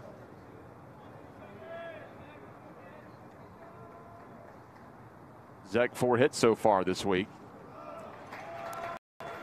Maybe his best game came against Wichita State when they sent the Shockers home. Zek in that game batting at the bottom of the order went 1 for 3 with 2 RBIs and a run scored.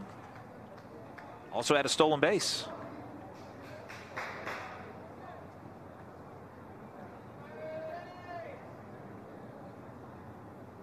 Poulin, the left-hander, gets called strike 1, 89 miles an hour. Jeff, when you look at both of these lineups, the 2 seed and the 3 seed, I think both of them have what it takes, should they make the title game, to come away with the hardware. Both very talented clubs, future MLB draft picks across both of these rosters. That's nothing new. Poulin sees this one lifted to the back of the infield, and it'll scamper in for an infield single. Garrett Zek is at first base. So the 9th inning, now you're looking at get them on, get them over, get him in with Zek, the 8-hole hitter. Likely, I'd imagine Dietrich's going to be asked to bunt him up to second, give the top of the order a chance to drive him in. But talking about USF and UConn, they come in as 2 of the 4 teams hitting over 300 coming into the game. USF has played 4 games coming in today. UConn has played 3. USF led the championship 328, UConn at 304, but USF banging out the runs, second with 31 runs coming into this afternoon's semifinal. Dietrich 0 for 2 today, and coming in from third is Moriarty, expecting the bunt. Diving back in, Zek, who already has a stolen base in this tournament. Jeff, how important is today's game? We've got a tie ball game, and both closers are in for each of these teams. Perez and now Poulin for UConn. They have a combined 28 saves between them. Well, one team is set. Dietrich squares to bunt and gets it down in fair territory. Poulin will have to settle for the throw over to first base, and the successful sac bunt by Dietrich brings up the top of the order. It's the runner in scoring position. Now it's going to be the top of the order. So I was saying it's already set with ECU knocking out Houston about an hour ago, 10 running them. And you're worrying about immediacy. You're not worried about tomorrow at all right now. You want to win this game, get to the championship tomorrow, scheduled for 10 a.m. here at Spectrum Field. You can worry about tomorrow at that point. Every year, every conference tournament, almost every team's in the same situation. Whether you're able to play it as scheduled, you have to move it up due to some sort of weather. Pretty much every team in the country is piecing things together once to get to a championship ball game. And you can't play tomorrow if you don't win today.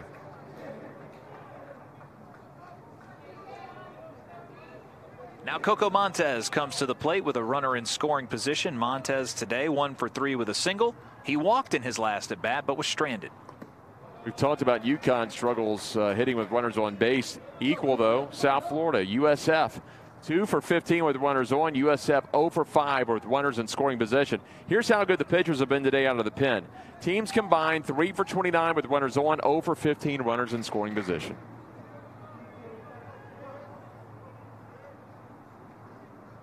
Poulin's 1-0. Montez watches it go across for strike one. In the game where ECU beat Houston 12-1, it was Kuchmaner who allowed just 4 hits in 7 innings and 1 run across. Be interesting to see who they would throw in the championship game. I think most of the teams here, after the games were moved up, might have to piece things together with a couple of pitchers to try and win a title. Montez ahead in the count now, 2-1. I believe Johnny Allstaff's going to be getting a lot of starts this weekend around the country. Back home in Louisiana, we call him Taco Bell Anderson. TBA. I've not heard that one before. Coco Montez, top of the order. Zek runs well. This one almost got away from Susi. He could be standing on third right now if not for that diving stop. Great save on the left by Susi. In the very first game of our tournament against the UCF Knights, ECU won that game. The starter, Chris Holba, only went 3 1/3 innings pitched, but threw 69 pitches. Might he be an option? He would be coming in on 3+ days rest.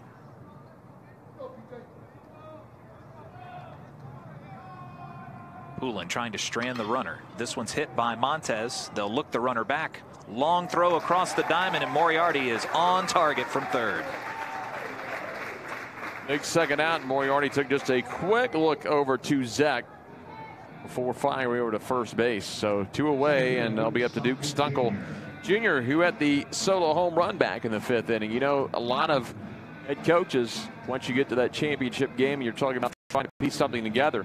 If you have a starter who may have thrown on a Tuesday or Wednesday but didn't go in a high count, sometimes you'll start a guy that was not used much out of the bullpen, get 2-3 innings, then throw one of your normal starters out there to bridge the gap between the 3rd, maybe the 7th or the 8th inning. And then some will just throw that starter and try to get 4 innings out of him.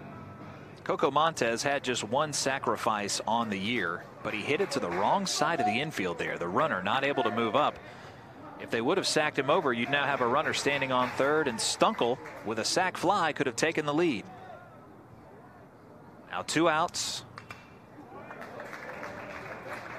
Sends this one back in, 88 miles an hour. Montez swinging. And standing on deck, David Villar, who has hit the ball hard today. He singled back in the 5th. Can they get him to the plate? I don't know if Stunkel's going to see a lot to hit, though. With first base open. It will be the top of the order for the Huskies. Topa, Prado, and Susi once they get to the plate. Will it be tied or will they need to score a run? Uland's breaking ball finishes high. Might want to set up a force. See what the coaches decide.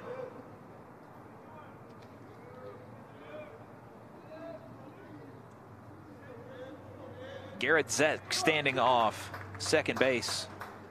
He has scored 42 runs on the year. Only David Villar has scored more for the USF Bulls. This one's hit. The throw should be on time by Prado, and it is. They allow the base runner, but hold him there. Now UConn with a chance to win it and advance to the title game. They'll have the heart of their order when we come to the plate after this on the American Digital Network.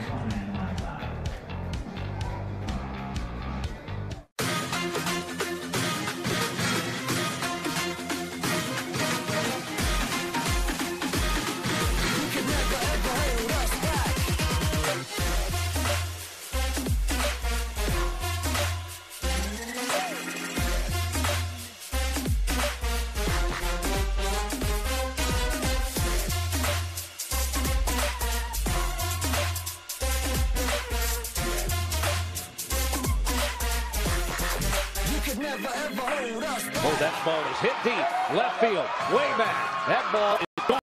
Double play ball potentially striking Thalls over to first. In time. Double play, and that ends the game.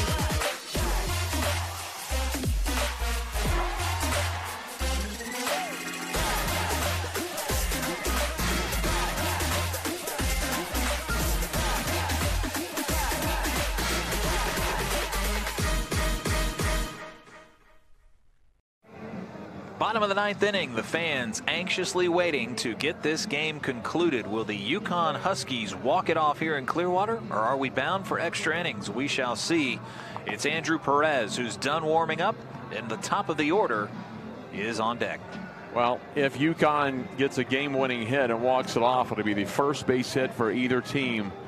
With a runner in scoring position today, the teams combined 0 for 17. UConn's 0 for 10. Just combined 3 for 31 between these two clubs with the runners on base.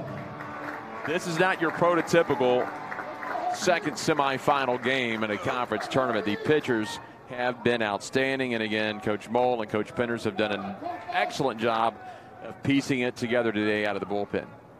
John Topa, 283 hitter, looks at ball one to get things started. Topa hitless today. He's been on the ground twice in the year, twice.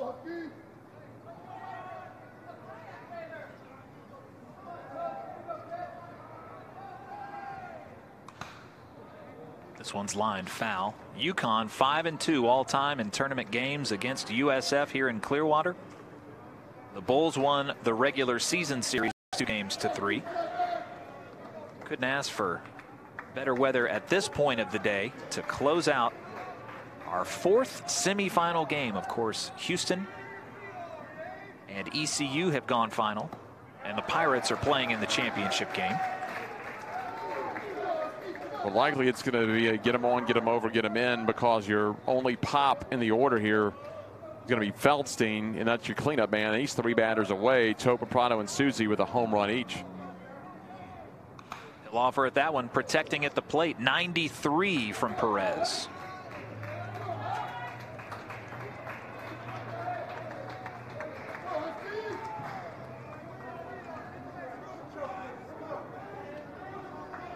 Two balls, 2 strikes, nobody on, nobody out.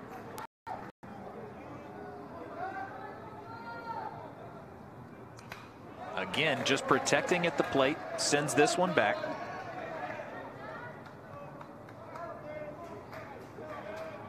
Perez has now thrown 25 pitches. Struck out the last batter that he faced, Moriarty, to end the 8th inning.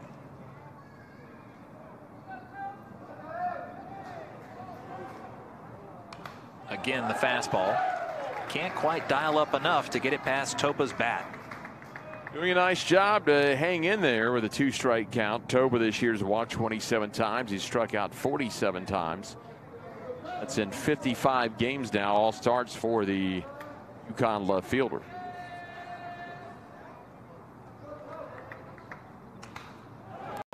deja vu. This one's fouled back. Perez took a little bit off of that one. John still got a piece of it. Topa has started every game but one. Stands back in against Perez.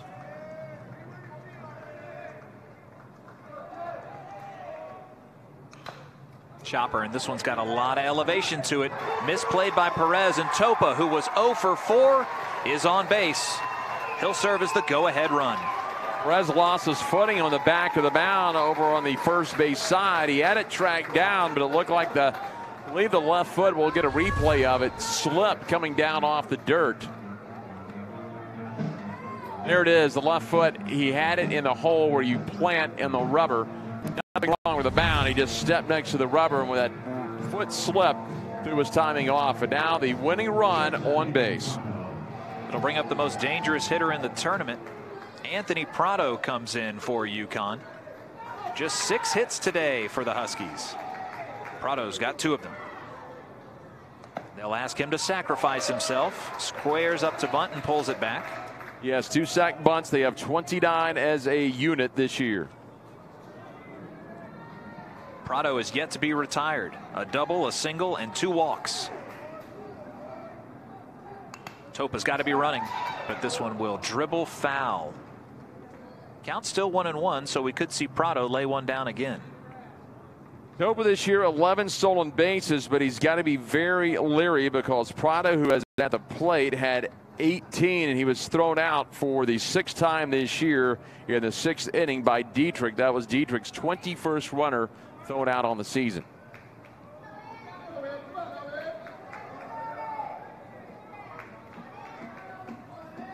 Can UConn shake off a 13-0 drubbing yesterday? Prado loses his feet. This one busts him inside.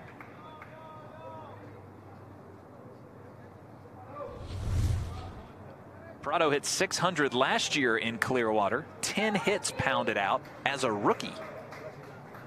He has 18 hits in 2 years. Let's see if Jim Penders can schedule an early season tournament down here at Spectrum Field. The sophomore out of Staten Island, New York, squaring up to bunt.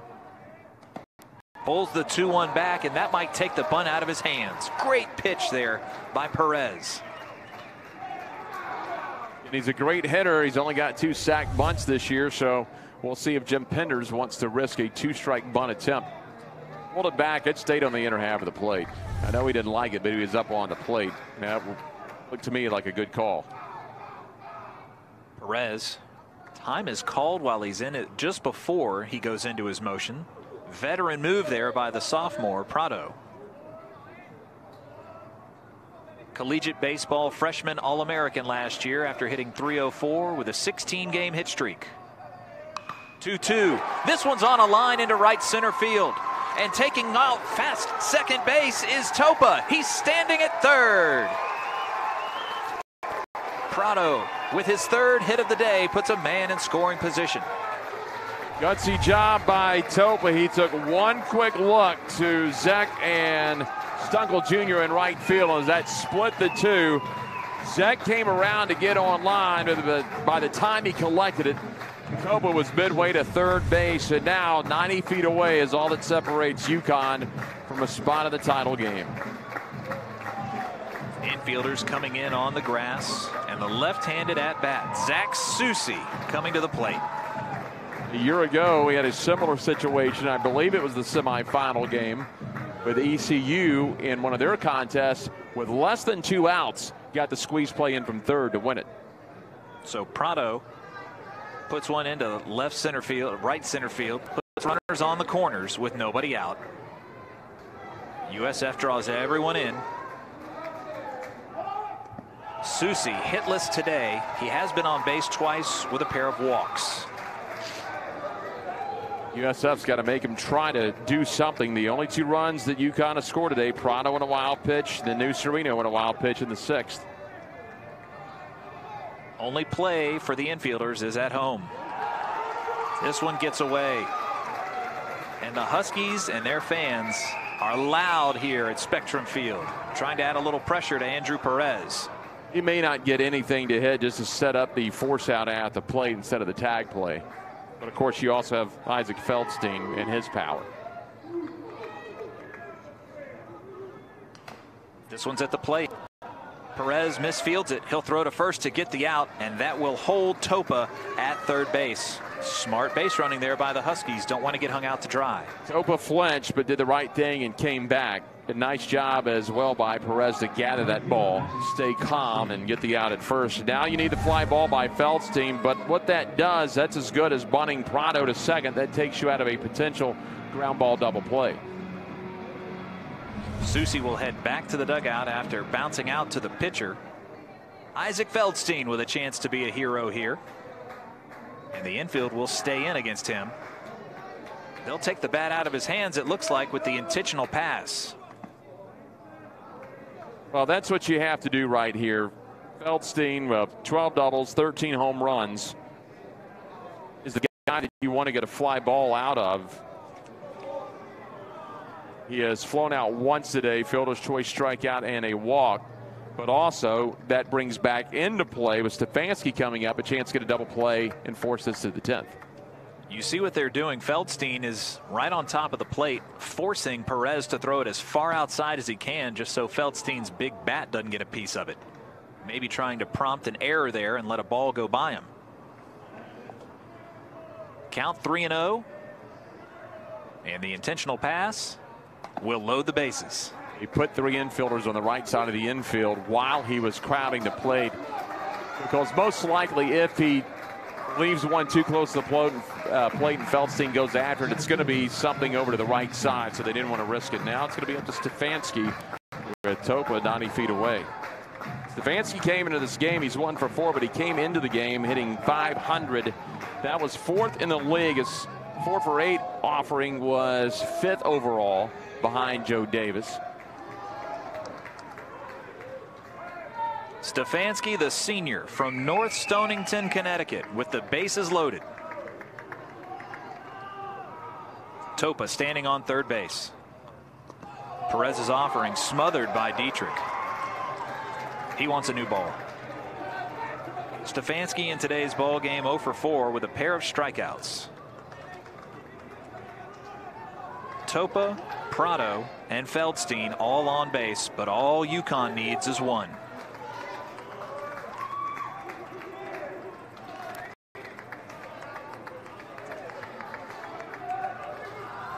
Big moment for Perez and USF. Stefanski looks at called strike one. 91 miles an hour there. Perez still has a lot of life in that left arm. Stefanski felt it may have been a little high. It's right there at the letters. But not the time to be passive. Not the first time today that UConn has loaded the bases. They're trying to walk it off here. Stefanski. Over the head of the shortstop. UConn will play for their second American Tournament championship in the last 3 years. And Troy Stefanski, with a walk-off RBI single, is mobbed at second base.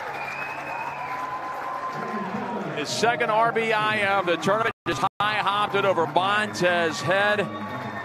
That ends up being the only hit of the day between these two ball clubs with a runner in scoring position, and it came at the most critical time as the Huskies edge the Bulls. The senior comes through with the game-winning bottom of the ninth hit. 3 runs on 7 hits, no errors for UConn. 2 runs on 9 hits, no errors for the USF Bulls. Both pitching staffs left it all out on the field today. Just a fantastic win for UConn. Like you said, not the typical double semifinal game. Great pitching performances, and UConn comes out on top. We'll have more after this on the American Digital Network.